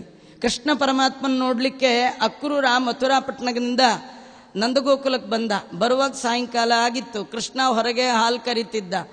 ಅವನ ಹೆಜ್ಜೆ ನೋಡಿದ ಅಕ್ರೂರ ರಥದಿಂದ ಧುಮುಕಿ ಉರುಳಿ ಉರುಳಿ ಉರುಳಿ ಬಂದ್ಬಿಟ್ಟ. ಮೊಟ್ಟ ಮೊದಲ ಬಾರಿಗೆ ಅಂಗ ಪ್ರದಕ್ಷಿಣೆ ಮಾಡಿದ ಮಹಾನುಭಾವ ಅಕ್ರೂರ. ಭಗವಂತನ ಪಾದದ ಮೇಲೆ ನಾನು ಗಾಡಿ ನಡೆಸೋದು ಹೇಗೆ ಅಂತ ಉರುಳಿ ಉರುಳಿ ಭಗವಂತನ ಬಳಿ ಬಂದ ತಕ್ಷಣ ಕೃಷ್ಣ ಅಂದ. ಕೃಷ್ಣ ಚಿಕ್ಕಪ್ಪ ಅಂದ. ಇವನಂದ, ನಾವೆಲ್ಲ ಚಿಕ್ಕಪ್ಪಗಳೇಪ್ಪ, ನೀನ್ ದೊಡ್ಡಪ್ಪ ತಿಮ್ಮಪ್ಪ, ನಮ್ಮಪ್ಪ ಅಂತ ಹೇಳಿ ಅವನನ್ನ ಕೊಂಡಾಡ್ತಾ ಇರುವಾಗ ಭಗವಂತ ಕೆಲವು ಕ್ವಶನ್ಸ್ ಕೇಳ್ತಾನೆ. ಅದ್ರೊಳಗೆ ಕೇಳ್ತಾನೆ, ಅಕ್ರೂರ ತೀರ್ಥಯಾತ್ರೆ ಮಾಡಿದ್ದೀಯಾ ನೀನು ಅಂತ ಕೇಳ್ತಾನೆ. ರಾಜರು ರುಕ್ಮಿಣೀಶ ವಿಜಯದಲ್ಲಿ ವರ್ಣನೆ ಮಾಡ್ತಾರೆ, ನೀನ್ ತೀರ್ಥಯಾತ್ರೆ ಮಾಡಿದೀಯಾ ಹೇಳು. ಅಕ್ರೂರ ಹೇಳ್ತಾನೆ, ತೀರ್ಥಯಾತ್ರೆ ಅಂದ್ರೆ ಏನ್ ಸ್ವಾಮಿ, ನಿನ್ನ ಹುಡುಕೊಂಡು ಬರೋದೇ ತೀರ್ಥಯಾತ್ರೆ. ಇಲ್ಲಿ ನಿಮ್ಮೂರ ತನಕ ಬಂದಲ್ಲ, ಇದಕ್ಕಿಂತ ತೀರ್ಥ ಸೇವಾ ಇನ್ನೇನಿದೆ ಅಂತಾನೆ. ಇದರರ್ಥ ಜೀವನದಲ್ಲಿ ಅವಶ್ಯವಾಗಿ ಮಾಡಲೇಬೇಕಾದ್ದು ತೀರ್ಥಯಾತ್ರೆ. ಭಾಗವತಾದಿ ಗ್ರಂಥಗಳು ವರ್ಣನೆ ಮಾಡುತ್ತೆ, ವಿದುರ ತೀರ್ಥಯಾತ್ರೆ ಹೊರಟನಂತೆ. ಹಾಗಾಗಿ ತೀರ್ಥಯಾತ್ರೆ ಮಾಡಬೇಕು. ತೀರ್ಥಯಾತ್ರೆ ಮಾಡಬೇಕು ಅಂದ್ರೆ ಕೆಲವರು ಈ ಪ್ಯಾಕೇಜ್ ಅಂತ ಮಾಡಿಬಿಡ್ತಾರೆ. ಅಂದ್ರೆ ಎಲ್ಲ ಪ್ಯಾಕ್, ಕಡೆಗೆ ಯಮಲೋಕಕ್ಕೂ ನಮ್ಮನ್ನು ಪ್ಯಾಕ್, ಆ ಥರ ಪ್ಯಾಕ್ ಮಾಡಬಾರ್ದು. ಯಾತ್ರೆ ಅನ್ನುವ ಶಬ್ದದ ಧಾತುವೇ ಯಾತನಾತ್ ಯಾತ್ರೆ ಉಚ್ಚತೆ. ಯಾತ್ರೆ ಮಾಡ್ಬೇಕಂತ, ಯಾತ್ರೆ ಒಳಗೆ ಯಾತನ ಆಗ್ಬೇಕಂತ. ಟೈಮ್ ಕಾಫಿ ಬರಬಾರ್ದು, ಟೈಮ್ ಊಟ ಸಿಗಬಾರ್ದು, ಮಲಕ್ಕೊಳಗೆ ಟೈಮ್ ಆಗಬಾರ್ದು. ಕೆಲವರು ಅಂತಾರೆ, ಏನ್ ಚೆನ್ನಾಗಿ ಕರ್ಕೊಂಡು ಹೋಗಿದ್ರು ಬದ್ರಿ ಯಾತ್ರೆ ಆಚಾರ್ಯ, ಕುಡಿದ ನೀರು ಅಳ್ಳಾಡ್ಲಿಲ್ಲ ಅಂತಾರೆ. ಕುಡಿದ ನೀರು ಅಳ್ಳಾಡ್ಲಿಲ್ಲ ಅಲ್ಲ, ಹಿಡಿದು ಪಾಪ ಬಿಟ್ಟು ಹೋಗ್ಲಿಲ್ಲ ಅನ್ಕೊಳ್ಳಿ. ಅನ್ಯಕ್ಷೇತ್ರ ಕೃತಂ ಪಾಪಂ ಪುಣ್ಯಕ್ಷೇತ್ರೇ ವಿನಶ್ಯತಿ, ಪುಣ್ಯಕ್ಷೇತ್ರ ಕೃತಂ ಪಾಪಂ ವಜ್ರಲೇಪ ಭವಿಷ್ಯತಿ. ನಾವೆಲ್ಲ ಪಾಪವನ್ನು ಪರಿಹಾರ ಮಾಡ್ಕೊಳ್ಳಿಕ್ಕೆ ತೀರ್ಥಯಾತ್ರೆ ಹೋದರೆ ಅಲ್ಲಿಯೇ ಪಾಪ ಮಾಡ್ಕೊಂಡು ಬಂದ್ಬಿಟ್ರೆ ಉದ್ಧಾರ ಆಗುವ ಬಗೆಯಾದರೂ ಹೇಗೆ? ಹಾಗಾಗಬಾರ್ದು ಅಂತಾದರೆ ಎಚ್ಚರಿಕೆಯಿಂದ ಯಾತ್ರೆ ಮಾಡಬೇಕು. ಯಾತ್ರೆ ಅಂದರೆ ಯಾತನಾತ್ ಯಾತ್ರೆ ಉಚ್ಯತೆ. ವಿಹಿತ ವಿಧಾನತು, ವಿಧಿ ಪುರಸ್ಸರವಾಗಿ ಯಾತ್ರೆಯನ್ನು ಮಾಡಬೇಕಂತೆ. ಬದ್ರಿ ಯಾತ್ರೆ ಏನೂ ಮಾಡಲಿಲ್ಲ, ಅನ್ಯಾಯವಾಗಿ 50 ವರ್ಷ ಬಂದಾಗ 50 ಕ್ಯಾಂಡ್ಲಿಟ್ಟು ಉಫ್ಫಂದೆ, 60 ವರ್ಷ ಬಂದಾಗ 60 ಕ್ಯಾಂಡ್ಲಿಟ್ಟು ಉಫ್ಫನ್ನೇ ವಿನಃ ಅಜ್ಞಾನದ ಒಳಗೆ ಬಿದ್ನೇ ವಿನಃ ಅಜ್ಞಾನದಿಂದ ಜ್ಞಾನದ ಕಡೆ ಹೋಗಬೇಕು, ಜ್ಞಾನಿಗಳ ಕಾಲು ಹಿಡಿಬೇಕು ಅಂತ ಗೊತ್ತೇ ಆಗಲಿಲ್ಲ. ನಿಜವಾಗಿಯೂ ನಮಗೆ 30 ಏಜ್ ದೇವ್ರಿ ಯಾಕೆ ಕೊಡ್ತಾನೆ ಅಂದರೆ 20 ತನಕ ಮಾಡಿದ ತಪ್ಪುಗಳನ್ನು ಮುಂದೆ ಮಾಡಬೇಡ, ಮೇಕ್ ಇಟ್ ಕರೆಕ್ಷನ್ ಅಂತ. ನೀ ಕರೆಕ್ಷನ್ ಮಾಡ್ಕೊಳ್ತೀಯನೋ ಅಂತ ಕೊಟ್ಟಿದ್ದೀನಿ ಅಂತ. ಆಗಲೂ ಮಾಡ್ಕೊಳ್ಳಲ್ಲ. 40 ಕೊಡ್ತಾನೆ, ಆಗಲೂ ಮಾಡ್ಕೊಳ್ಳಲ್ಲ. 50 ಕೊಡ್ತಾನೆ, ಆಗಲೂ ಮಾಡ್ಕೊಳ್ಳಲ್ಲ. 60 ಬಂದಾಗ ದೇವರಿಗೆ ಭಾರಿ ಸಿಟ್ಟು ಬಂದು ಮೃತ್ಯು ದೇವತೆಗೆ ಆರ್ಡರ್ ಮಾಡಿ ಉಗ್ರ ರಥವನ್ನು ಏರಿ ಹೋಗಿ ಅವನ್ನ ಅರೆಸ್ಟ್ ಮಾಡ್ಕೊಂಡು ಕರ್ಕೊಂಬ ಅಂತ ಕಳಿಸ್ತಾನೆ. ಆಗೊಂದು ಶಾಂತಿ ಮಾಡಿಬಿಡ್ತೀವಿ, ಉಗ್ರ ರತಿ ಶಾಂತಿ ಅಂತ ಮಾಡಿ ದೇವತೆಗಳನ್ನು ತಣ್ಣಗೆ ಮಾಡಿ ಅವ್ರು ಬಂದು ನೋಡ್ತಾರೆ. ಮನೇಲಿ ಹೋಮ ಬ್ರಾಹ್ಮಣರು ಎಲ್ಲ ಬಂದ್ಬಿಟ್ಟಿರ್ತಾರೆ. ಎಲ್ಲ ಇನ್ನು ರಿಪೇರಿ ಆಗ್ತಾ ಇದ್ದಾನೆ ಪರವಾಗಿಲ್ಲ ಅಂತಂದು ಅವ್ರೇನು ಮಾಡ್ತಾರೆ, ಅದ್ರ ಮೇಲೆ 10 ವರ್ಷ ಎಕ್ಸ್ಟೆನ್ಷನ್ ಬರೆದು ಹೋಗ್ಬಿಡ್ತಾರೆ. 60ರಿಂದ 70 ತನಕ ಹೋಗಿ ಬದುಕೋ ಹೋಗು ಅಂತ. ಆ 70ಗೆ ಏನಾದ್ರು ರಿಪೇರಿ ಆಗ್ತಾನ, ಆದದ್ದಾಯಿತು ಇನ್ನಾದರೂ ಒಳ್ಳೆ ಹಾದಿ ಹಿಡಿಯೋ, ಆಗಲೂ ಆಗಲ್ಲ. 70ಕ್ಕೊಂದು ಶಾಂತಿ ಮಾಡಿಬಿಡ್ತಾನೆ. ಆಗೂ ಬಂದು ನೋಡ್ತಾರೆ. ಆಗ ಭೀಮರತಿ ಅಂತ ಮಾಡ್ತಾರೆ. ಅದು ಯಾರು ಭೀಮರತಿ ಮಾಡ್ತಾರೋ ಅವಾಗೆಲ್ಲ ಹೋಮ ಹವನ ಬ್ರಾಹ್ಮಣರು ದೇವತೆಗಳು ಎಲ್ಲ ಕರೆಸಿ ಮಾಡಿಬಿಟ್ಟಿರ್ತಾನೆ. ಇನ್ನೊಂದು 10 ವರ್ಷ ಎಕ್ಸ್ಟೆನ್ಷನ್ ತಗೋ ಅಂತ ಹೇಳ್ಕೊಟ್ಟು ಬಿಡ್ತಾನೆ. ಆಗೊಂದು ಶಾಂತಿ. ಹೀಗೆಲ್ಲ ಬರೀ ಶಾಂತಿ ಮಾಡ್ಕೊಂಡು ಹೋದ್ನೇ ವಿನ ರಿಪೇರಿ ಅಂತೂ ಆಗಲೇ ಇಲ್ಲ. ಅದು ಸತ್ತ ಮೇಲೆ ಅವನಿಗನ್ಸತ್ತೆ ಅನ್ಯಾಯವಾಗಿ 60-70 ವರ್ಷ ಕಳೆದೆ ಏನೂ ಮಾಡಲಿಲ್ಲ. ನ ಪೂಜಿತ ವಿಪ್ರಗಣ ಸುರಾಪಗ ನ ಚಾಶ್ರಿತ ಸತ್ಪುರುಷ ನ ಸೇವಿತ. ಈ 3 ಕೆಲಸ ಮರಿದೇ ಮಾಡಬೇಕಂತ. ಬ್ರಾಹ್ಮಣರ ಸೇವೆ ಮಾಡಬೇಕಂತ. ಸತಾಂ ಪ್ರಸತ್ಯೈ ಚ ನಿರಂತರಾಯೈ. ಇದಕ್ಕಿಂತ ಋಷಭನಾಮಕ ಪರಮಾತ್ಮ ತಾನು ಭರತ ಮೊದಲಾದ ತನ್ನ ಮಕ್ಕಳಿಗೆ ಉಪದೇಶ ಮಾಡ್ತಾ ಭಾಗವತದಲ್ಲಿ ಒಂದು ಮಾತು ಹೇಳ್ತಾನೆ, ಬ್ರಾಹ್ಮಣರಿಗೆ ಸಮಾನವಾದ ನನ್ನ ಪ್ರತಿಮೆಯನ್ನು ಜಗತ್ತಲ್ಲಿ ನಾನು ಕಂಡೇ ಇಲ್ಲ ಅಂತಾನೆ. ನನಗೆ ನನ್ನ ಪೂಜೆ ಮಾಡಬೇಕು ಅಂತ ನಿಮಗೆ ಆಸೆ ಇದ್ದರೆ ಬ್ರಾಹ್ಮಣರ ಪ್ರತಿಮೆ. ವಿಪ್ರೌಗಾ ದರ್ಶನಾತ್ ಕ್ಷಿಪ್ರಂ ಕ್ಷೀಯಂತೆ ಪಾಪರಾಶಯ ವಂದನಾನ್ ಮಂಗಲಾವಾಪ್ತಿ ಅರ್ಚನಾತ್ ಅಚ್ಯುತಂ ಪದಂ ಆದಿವ್ಯಾಧಿ ಹರಂದ್ರೋಣ ಮೃತ್ಯುದಾರಿದ್ರ್ಯನಾಶಂ ಶ್ರೀ ಪುಷ್ಟಿ ಕೀರ್ತದಂ ವಂದೇ ವಿಪ್ರಶ್ರೀ ಪಾದ ಪಂಕಜಂ.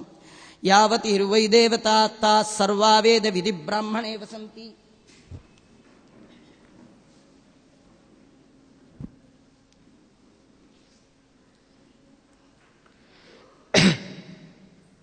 ಯಾವತಿ ವೈ ದೇವತಾಸ್ತಾ ಸರ್ವಾ ವೇದ ವಿಧಿ ಬ್ರಾಹ್ಮಣೇ ವಸಂತಿ. ತಸ್ಮಾತ್ ಬ್ರಾಹ್ಮಣೇಭ್ಯೋ ವೇದ ವಿದ್ಯೋ ದಿವೇ ದಿವೇ ನಮಸ್ಕುರ್ಯಾನ್ನ ಅಶ್ಲೀಲಂ ಕೀರ್ತಯೇದೇತ. ನಾಚಿಕೆ ಪಡಬೇಡ, ಮನದಲ್ಲಿ ಯೋಚಿಸಿ ಕೆಡಬೇಡ ಅಂತಾರೆ. ಬ್ರಾಹ್ಮಣರು ಕಂಡ್ರೆ ಏನು ಇವ್ರಿಗೆ ಮಾಡೋಣೋ ಬೇಡವೋ, ಡೌಟ್ ಮೇಲೆ ಡೌಟು. ಇವನ್ ಡೌಟ್ ಆಗೋಟ್ರೆ ಬ್ರಾಹ್ಮಣರು ಹೋಗೇ ಬಿಟ್ಟಿರ್ತಾರೆ. ಕಂಡ್ರೆ ಮೊದಲು ನಮಸ್ಕಾರ ಮಾಡು. ಒಂದು ದಾಸರು ಹಾಡಿದೆ ನೋಡಿ, ತುರುಕರ ಕಂಡರೆ ಸರಕ್ಕೆಂದು ಹೇಳಬೇಕು ಅಂತ. ತುರುಕರು ಅಂದ್ರೆ ಇನ್ಯಾರೋ ಅಂದ್ಕೊಂಡ್ಬಿಟ್ಟಿರ. ತುರು ಅಂದ್ರೆ ಹಸು, ಕರು ಅಂದ್ರೆ ಕರು. ಗೋ ಬ್ರಾಹ್ಮಣರನ್ನ ಕಂಡ್ರೆ ಸರಕ್ಕಂತ ನಿಂತ್ಕೋಬೇಕಂತ. ಅದು ಗೌರವ. ನೀವು ನಿಂತ್ರೆ ಒಳ್ಳೇದು. ನೀವು ನಿಲ್ದೇ ಇದ್ರು ನಿಮ್ಮೊಳಗಿರೋ ಪ್ರಾಣದೇವರು ನಿಂತ್ಕೊಂಡ್ಬಿಡ್ತಾರೆ. ಅವ್ರು 3-4 ಸತಿ ನಿಂತ್ಕೊಳ್ತಾರೆ. ನೀವು ಹಾಗೇ ನಿಂತ್ಕೊಳ್ಳದೆ ಇದೇ ಬ್ಯಾಡ್ ಹ್ಯಾಬಿಟ್ ಕಂಟಿನ್ಯೂ ಮಾಡಿಬಿಟ್ರೆ ಒಂದಿನ ನಿಂತ ಪ್ರಾಣದೇವ್ರು ಕೂಡೋದೇ ಇಲ್ಲ, ಹೊರಗೆ ಹೋಗೇ ಬಿಡ್ತಾರೆ. ಅದಕ್ಕೆ ಹಾರ್ಟ್ ಅಟ್ಯಾಕ್ ಅಂತಾರೆ. ಹಾಗಾಗಬಾರ್ದು ಅಂತಾದರೆ ದೊಡ್ಡವರನ್ನ ಕಂಡಾಗ ಬಗ್ಗುವ ಬಾಗುವ ಒಳ್ಳೆ ದೃಢವಾದ ಭಕ್ತಿಯನ್ನು ಮಾಡಬೇಕು. ನ ಪೂಜಿತ ವಿಪ್ರಗಣ, ಭಗವಂತನೇ ಮಾಡಿ ತೋರಿಸಿದ್ದಾನೆ. ಭೃಗುಋಷಿಗಳು ವೈಕುಂಠಕ್ಕೆ ಹೋಗಿ ತತಾಡರೋಸಿ ಗೋವಿಂದಂ ಪಾದೇನ ಅವನೀತಲೇ, ಭವಿಷ್ಯೋತ್ತರ ಪುರಾಣದಲ್ಲಿ ಹೇಳ್ತಾರೆ. ಭೃಗುಋಷಿಗಳು ಒದ್ರಂತೆ, ಒದ್ರು ಭಗವಂತ ಎದ್ದು ಅವರ ಪಾದ ಪ್ರಕ್ಷಾಳನೆಯನ್ನು ಮಾಡಿದ್ದಾನಂತೆ. ಏನು ಕರುಣಾನಿಧಿಯೋ ಹರಿ, ಮತ್ತಿನ್ನೇನು ಭಕ್ತರಾದೀನ, ಇನ್ನೇನು ಈತನ ಲೀಲೆ. ಕುಚೇಲ ಎಲ್ಲಿ ಬ್ರಾಹ್ಮಣ, ಎಲ್ಲಿ ದ್ವಾರಕಾಧೀಶನಾದ ಭಗವಂತ. ಕುಚೇಲ ಭಗವಂತನ ಮನೆಗೆ ಹೋದರೆ ಹರ್ಕ ಬಟ್ಟೆ ಬ್ರಾಹ್ಮಣ, ಬೆನ್ನು ಹೊಟ್ಟೆ ಒಂದೇ ಆಗಿದೆ. ಇಂತಹ ಬ್ರಾಹ್ಮಣನ ಕರೆದು ದೂತರ ಕೈಲಿ ಹೇಳಿ ಕಳಿಸಿದ್ದಾನಂತೆ, ನಾನು ಅವನ ಸ್ನೇಹಿತ ಕುಚೇಲ ಅಂತ. ಹಂಸತೂಲಿಕಾ ತಲ್ಪದ ಒಳಗೆ ಕೃಷ್ಣ ಒಂದು ಕೈಯನ್ನ ರುಕ್ಮಿಣಿಯ ಮೇಲೆ, ಒಂದು ಕೈ ಸತ್ಯಭಾಮೆಯ ಮೇಲೆ ಹಾಕೊಂಡು ಕೂತಿದ್ದ. ಹೊರಗಿಂದ ಒಬ್ಬ ದೂತ ಬಂದು ಹೇಳ್ದ, ಸ್ವಾಮಿ ನಿಮ್ ಫ್ರೆಂಡ್ ಅಂತೆ ಸುಧಾಮ ಅಂತೆ. ಅಂದದ್ದೇ ತಡ ಅವರಿಬ್ಬರನ್ನು ಪಕ್ಕಕ್ಕೆ ತಳ್ಳಿ ಓಡದ್ನಂತೆ ಬಾಗಿಲಿಗೆ. ಹೋಗಿ ಒಳಗೆ ಕಳಿಸು ಒಂದಿಲ್ಲ ದೇವರು, ತಾನೇ ಓಡಿ ಹೋಗಿ ಅನಾಮತ್ತ ಅವನ್ನ ಎತ್ಕೊಂಡು ಬಂದ್ಬಿಟ್ನಂತೆ. ಅಂದ್ರೆ ಬ್ರಾಹ್ಮಣರಲ್ಲಿ ಎಷ್ಟು ಆದರ. ಭಗವಂತ ಅವನಿಗೆ ಕಾಲು ತೊಳೆದ್ನಂತೆ. ಎಲ್ಲ ಮಾಡಿದ್ಮೇಲೆ ನಡಿ ಸ್ನಾನ ಮಾಡೋಣ ಅನ್ನಂತೆ. ನಾ ಹೋಗ್ತೀನಿ ಬಚ್ಚಲ ಮನೆ ತೋರಿಸು ಅನ್ನಂತೆ. ಕೃಷ್ಣ ಅನ್ನಂತೆ, ನೀನೇನು ಬಚ್ಚಲ ಮನೆ ಹೋಗಬೇಡ, ನಾನೇ ಮಾಡಿಸ್ತೀನಿ ಬಾ ಅನ್ನಂತೆ. ಬಂಗಾರದ ಹಂಡೆ ಅವನ ಮನೇಲಿ ಕೇಳಬೇಕೆ, ಬಂಗಾರದ ಹಂಡೆ ಕೇಸರಿ ಪಚ್ಕರ್ಪುರ ಹಂಡೆಗೆ ಹಾಕಿಬಿಟ್ಟಿದ್ದ. ಅಲ್ಲ ಸ್ನಾನ ಮಾಡಿಸುವಾಗ ಅಂದ, ದಿನಾ ನೀನು ನಂಗೆ ಸ್ನಾನ ಮಾಡಿಸ್ತೀಯಲ್ಲ, ಇವತ್ತು ನಾನು ನಿಂಗೆ ಮಾಡಿಸ್ತೀನಿ ಇಂದ. ಒಳ್ಳೆ ವಸ್ತ್ರ ತಂದ್ಕೊಟ್ಟ. ಸರಿ, ಊಟಕ್ಕೂ ಕೂಡಿಸ್ದ. ಅಡುಗೆ ಮಾಡುವ ರುಕ್ಮಿಣಿಗೆ ಹೇಳಿದಂತೆ, ಎಲ್ಲ ಥರ ಅಡುಗೆ ಆಗಬೇಕು. ರುಕ್ಮಿಣಿ ಅಂದ್ಲು, ಏನು ಮಾಡಲಿ, ನಿಮ್ಮ ಫ್ರೆಂಡ್ ಬಂದಿದ್ದಾರೆ, ಏನು ಸ್ಪೆಷಲ್ ಮಾಡಲಿ? ಕೃಷ್ಣ ಅನ್ನಂತೆ, ನನ್ನ ಕೇಳಬೇಡ, ನಮ್ಮ ಫ್ರೆಂಡ್ನೇ ಕೇಳು. ಮನೇಲಿ ಯಾವಾಗಲೂ ಗಂಡನ ಕೇಳಿ ಅಡುಗೆ ಮಾಡಬೇಕು. ಮನೇಲಿ ಯಾರಾದರೂ ದೊಡ್ಡವರು ಅತಿಥಿಗಳು ಬಂದರೆ ಗಂಡನ ಕೇಳಿ ಮಾಡಬಾರ್ದು.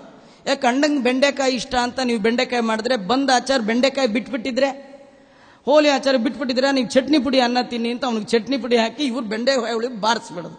ಹಾಗೆ ಮಾಡಬಾರ್ದು. ಆ ಬಂದ ಅತಿಥಿನ ಕೃಷ್ಣ ತೋರಿಸ್ತಾನೆ ಸಂಪ್ರದಾಯ. ಅವನು ಹೇಳ್ದ, ನಮ್ಮ ಫ್ರೆಂಡನ್ನ ಕೇಳು. ಅವಳು ಬಂದು ರುಕ್ಮಿಣಿ ಕುಚೇಲನ್ ಕೇಳಿದ್ಲು, ಏನು ಅಡುಗೆ ಮಾಡಲಿ? ಕುಚೇಲ ಅಂದ, ನಾ ಏನು ಹೇಳಲಿ? ನಾ ಏನು ಹೇಳಿದ್ರು ನಿಮ್ಮ ಯಜಮಾನ್ರೇ ನನ್ನಲ್ಲಿ ನಿಂತು ಹೇಳ್ತಾರೆ. ಯೋ ಅಂತಃಪ್ರವಿಶ್ಯ ಮಮ ವಾಚ ಮಿಮಂ ಪ್ರಸುಪ್ತಾಂ, ನನ್ನೊಳಗೆ ನಿಂತು ನನಗೆ ಹೇಳುವ ಬುದ್ಧಿಯನ್ನ ದಿಯೋಯೋನ ಪ್ರಚೋದ ಕೊಡೋನು ಅವನೇ. ನಿಮ್ಮ ಯಜಮಾನ್ರಿಗೆ ಏನು ಹೇಳ್ತಾರೆ ಅಂತ ನಿಂಗೆ ಗೊತ್ತಿಲ್ಲ, ಏನು ಗೊತ್ತೇ ಇದೆ ಅಮ್ಮ, ನೀ ಏನು ಮಾಡ್ತೀಯೋ ಮಾಡು. ಅವ್ರೇನು 8 ಜನ ಸೇರಿ ಅಡುಗೆ ಮಾಡಿದ್ರು. ಒಬ್ಬ ಊಟ ಮಾಡಲಿಕ್ಕೆ 8 ಜನ ಅಡುಗೆ ಮಾಡಿದ್ದಾರೆ. ಅವು ಅಷ್ಟಮಹಿಷೇರಿ ಸೇರಿ ಅಡುಗೆ ಮಾಡಿದ್ರು. ಸರಿ, ಕೃಷ್ಣ ದೇವ್ರ ಪೂಜೆ ಮಾಡ್ದ. ಎಲೆ ಹಾಕಿದ್ರು, ದೊಡ್ಡ ಎಲೆ. ಆ ಎಲೆ ಕುಚೇಲನ ಹೈಟೇ ಇತ್ತಂತೆ. ಇದು ಬ್ರಾಹ್ಮಣರ ಪೂಜೆ ಹೇಗೆ ಮಾಡಬೇಕು ಅಂತ ಕುಚೇಲನ ಹೈಟ್ದು. ಅದೆಲ್ಲ ಕೇರಳ ಕಡೆಯಿಂದಲೋ ಮಡ್ರಾಸಿಂದ ತರಿಸಿದ್ರು ದೊಡ್ಡದೊಂದು ಬಾಳೆ ಎಲೆ. ಮಾಡಿದ್ರೆ ಅದರಲ್ಲಿ 64 ಬಗೆಯ ಕೋಸಂಬರಿಗಳೇ ಮಾಡಿದ್ನಂತೆ. ಮತ್ತೆ ಹೇಳಿ ಕೇಳಿ ಜಗನ್ಮಾತೆ ಆದ ಲಕ್ಷ್ಮಿ ಏನು ಅಡುಗೆ ಮಾಡಿಬಿಟ್ಟಿದ್ದಾರೆ. ಸ್ವೀಟ್ಸ್ ಮೇಲೆ ಸ್ವೀಟ್ ಸ್ಟಾಲ್, ಎಲೆ ಮೇಲೆ ದೊಡ್ಡದು. ಕೃಷ್ಣ ಒಳಗಿಂದ ತೀರ್ಥ ತಗೊಂಡು ಬಂದ, ಮಂತ್ರಗಿಂತ್ರ ಹೇಳ್ಕೊಂಡು ಏಕೋ ವಿಷ್ಣು ಅದ್ಭುತಂ ಅನ್ಕೊಂಡು ಬಂದ. ಕುಚೇಲನೇ ಇಲ್ಲ ಅಲ್ಲಿ ಎಲೆ ಹತ್ರ.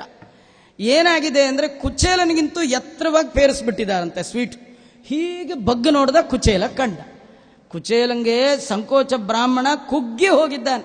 ಕೃಷ್ಣನ್ ನೋಡಂದ, ಇರ್ಲಿಯಪ್ಪ ಅಪರೂಪ, ನೀನು ಬಂದಿರೋದೇ ಅಪರೂಪ ಅಂಥೇಳಿ ಕೃಷ್ಣ ತೀರ್ಥ ಹಾಕಿ ಕೃಷ್ಣಾರ್ಪಣ ಹೇಳ್ದ. ಕುಚೇಲ ಅಂದ, ನನ್ನ ಜನ್ಮದಲ್ಲಿ ಈ ಐಟಮ್ ನೋಡೇ ಇಲ್ಲ ಅಂದ.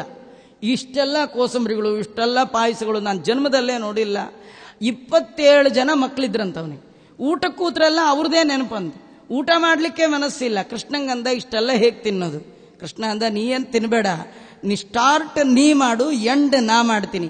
ಅಹಂ ವೈಶ್ವಾನರೋ ಭೂತ್ವ ಪ್ರಾಣಿನಾಂ ದೇಹಮಾಶ್ರಿತ. ನೀನು ಶುರು ಮಾಡು, ಒಳಗೆ ನಾ ಕೂತ್ಕೊಂಡು ತಿನ್ಬಿಡು. ತಿಂದೇ ಬಿಟ್ಟ ಬ್ರಾಹ್ಮಣ. ಎಲ್ಲ ಊಟ ಆಯಿತು. ಎಲ್ಲ ಆದಮೇಲೆ ಕೃಷ್ಣ ಪರಮಾತ್ಮ ಅವನನ್ನು ಕಳಿಸ್ಕೊಟ್ಟ. ಕಳಿಸ್ಕೊಡುವಾಗ ಖಾಲಿ ಕೈಯಲ್ಲಿ ಕಳಿಸಿದ್ನಂತೆ, ಏನೂ ಕೊಡಲಿಲ್ಲ. ದಾರಿ ಉದ್ದಕ್ಕೂ ಬೈಕೊಂಡು ಇವನು ಅನ್ಕೊಂಡು ಬಂದಂತೆ, ನಂದೇ ತಪ್ಪು, ದೊಡ್ಡವನ ಹತ್ರ ಅದು ಇದು ಕೇಳಬೇಕು ಅಂತ ಹೋದೆ, ಸರಿಯಾಗಿ ಮಾಡ್ದ ದೇವರು. ದಾರಿ ಉದ್ದಕ್ಕೂ ಅನ್ಕೊಂಡು ಬರುವಾಗ ಅವನೊಂದು ಮಾತು ಹೇಳ್ತಾನಂತೆ, ಕೃಷ್ಣ ನೀನು ಯಾರನ್ನ ಹತ್ರ ಸೇರಿಸ್ತೀಯ ಅಂದರೆ, ಅನ್ನಪಾನ ಬಿಟ್ಟವಾರ ತನ್ನವಾರೆಂದೇಳುವಿ, ಅನ್ಯ ವಿಷಯ ಬೇಡಲವರ ಕೆಳಗೆ ನೂಕುವಿ, ಜಾತಿ ಕುಲಗಳಿಲ್ಲ ಗೊಲ್ಲರೆಂಜಲುಂಡು ಬೆಳೆದೆಯೋ, ಭೀತಿ ಭಯಗಳಿಲ್ಲ ಕರಡಿ ಮಗಳ ಕೂಡಿದ್ಯೋ. ಜಾಂಬುವತಿ ಕರಡಿ ಮಗಳ ಕೂಡಿದ್ಯೋ. ಮಾತೆ ಭಿಡೆಯೂ ಇಲ್ಲ, ಪರಶುರಾಮ ಅವತಾರ. ಭಿಡೆ ಅಂದ್ರೆ ನಾಚಿಕೆ, ಸಂಕೋಚ. ಮಾತೆ ಭಿಡೆಯೂ ಇಲ್ಲ, ಮಾವನ್ನ ಮಡುಹಿದ್ಯಾತಕೋ, ಅನಾಥ ಬ್ರಾಹ್ಮಣನ ಅವಲಕ್ಕಿ ಯಾತಕೆಂದನು. ಅವಲಕ್ಕಿನೂ ಕಿತ್ಕೊಂಡು ಕಳಿಸ್ಬಿಟ್ಟಿದ್ದ. ಒಂದಿಷ್ಟು ಅವಲಕ್ಕಿ ತೊಗೊಂಡು ಹೋಗಿದ್ದ, ದಾರಿಗೆ ತಿನ್ನಕ್ಕಾರು ಬರ್ತಿತ್ತು, ಅದನ್ನೂ ಕಿತ್ಕೊಂಡು ಕಳಿಸ್ಬಿಟ್ಟಿದ್ದ. ಅವನು ಎಷ್ಟು ಬೇಜಾರು ಮಾಡ್ತಾನೆ ಅಂದರೆ, ದಾರಿ ಒಳಗಂತಾನಂತೆ, ಆ ಸತ್ಯಭಾಮ ರುಕ್ಮಿಣಿ ಅದೇನು ಬಡಿಸುವಾಗ ಏನು ಓಡಾಟವೇ ಓಡಾಟ. ಇಲ್ಲಿಂದ ಇಲ್ಲಿವರೆಗೂ ಬಂಗಾರದ ಬಳೆ, ಎಷ್ಟು ಸೀರೆ, ಏನೆಲ್ಲ ಉಟ್ಕೊಂಡಿದ್ರು. ನಾನು ಹೋಗುವಾಗ ನಮ್ಮನೆ ಒಳಗೆ ಒಂದು ಹಳೆ ಸೀರೆ ಕೊಟ್ಟಿದ್ರು ನಾ ಖುಷಿಯಾಗಿ ಹೋಗ್ತಿದ್ದೆ. ಸಡಗರಾದ ಸತ್ಯಭಾಮ ಉಡುವುದೊಂದು ಹಳೆಯ ಸೀರೆ, ಕೊಡಬಾರದಿತ್ತೆಯನ್ನ ಮಡದಿಗೆಂದನು. ಸಡಗರಾದ ಸತ್ಯಭಾಮ ಉಡುವುದೊಂದು ಹಳೆಯ ಸೀರೆ, ಕೊಡಬಾರದಿತ್ತೆಯನ್ನ ಮಡದಿಗೆಂದನು ಅನ್ಕೊಂಡು ಹೋದ್ನಂತೆ. ಈ ಕಡೆ ರುಕ್ಮಿಣಿ ಕೃಷ್ಣನ್ ಹಿಡ್ಕೊಂಡ್ಲಂತ. ಏನ್ ಸ್ವಾಮಿ ನೀನು ಆ ಬ್ರಾಹ್ಮಣರನ್ನ ಎಷ್ಟು ಪೂಜೆ ಮಾಡಿದೆ, ಏನೆಲ್ಲ ಮಾಡಿದೆ, ಹೋಗುವಾಗ ಒಂದು ಬ್ಲಾಂಕ್ ಚೆಕ್ ಕೊಟ್ಟಿದ್ರೆ ನಿಂದೇನು ಗಂಟೋಗಿರೋದು, ಯಾಕೆ ಕೊಡಲಿಲ್ಲ ಹೇಳು. ಕೃಷ್ಣ ಅಂದ, ಒಂದು ನಿಮಿಷ ಇರು ಅಂದ. ಇರು ಒಂದು ವಿಶ್ವಕರ್ಮನ ಕರೆದನಂತೆ. ವಿಶ್ವಕರ್ಮನ ಕರೆದು ಹೇಳ್ತಾನೆ, ನೋಡು ವಿಶ್ವಕರ್ಮ, ನಮ್ಮನೆ ಒಂದ್ಸತಿ ಮತ್ತೆ ನೋಡ್ಕೊಂಬಂದ್ಬಿಡು. ನನ್ನ ಮನೆ ಹೇಗಿದೆಯೋ ಇದಕ್ಕಿಂತೂ ಚೆನ್ನಾಗಿರ್ಬೇಕು. ಹಾಗೆ ನನ್ನ ಫ್ರೆಂಡ್ಗೆ ನೀನು ಅವನ ಊರಲ್ಲೇ ಮನೆ ಕಟ್ಟಬೇಕು.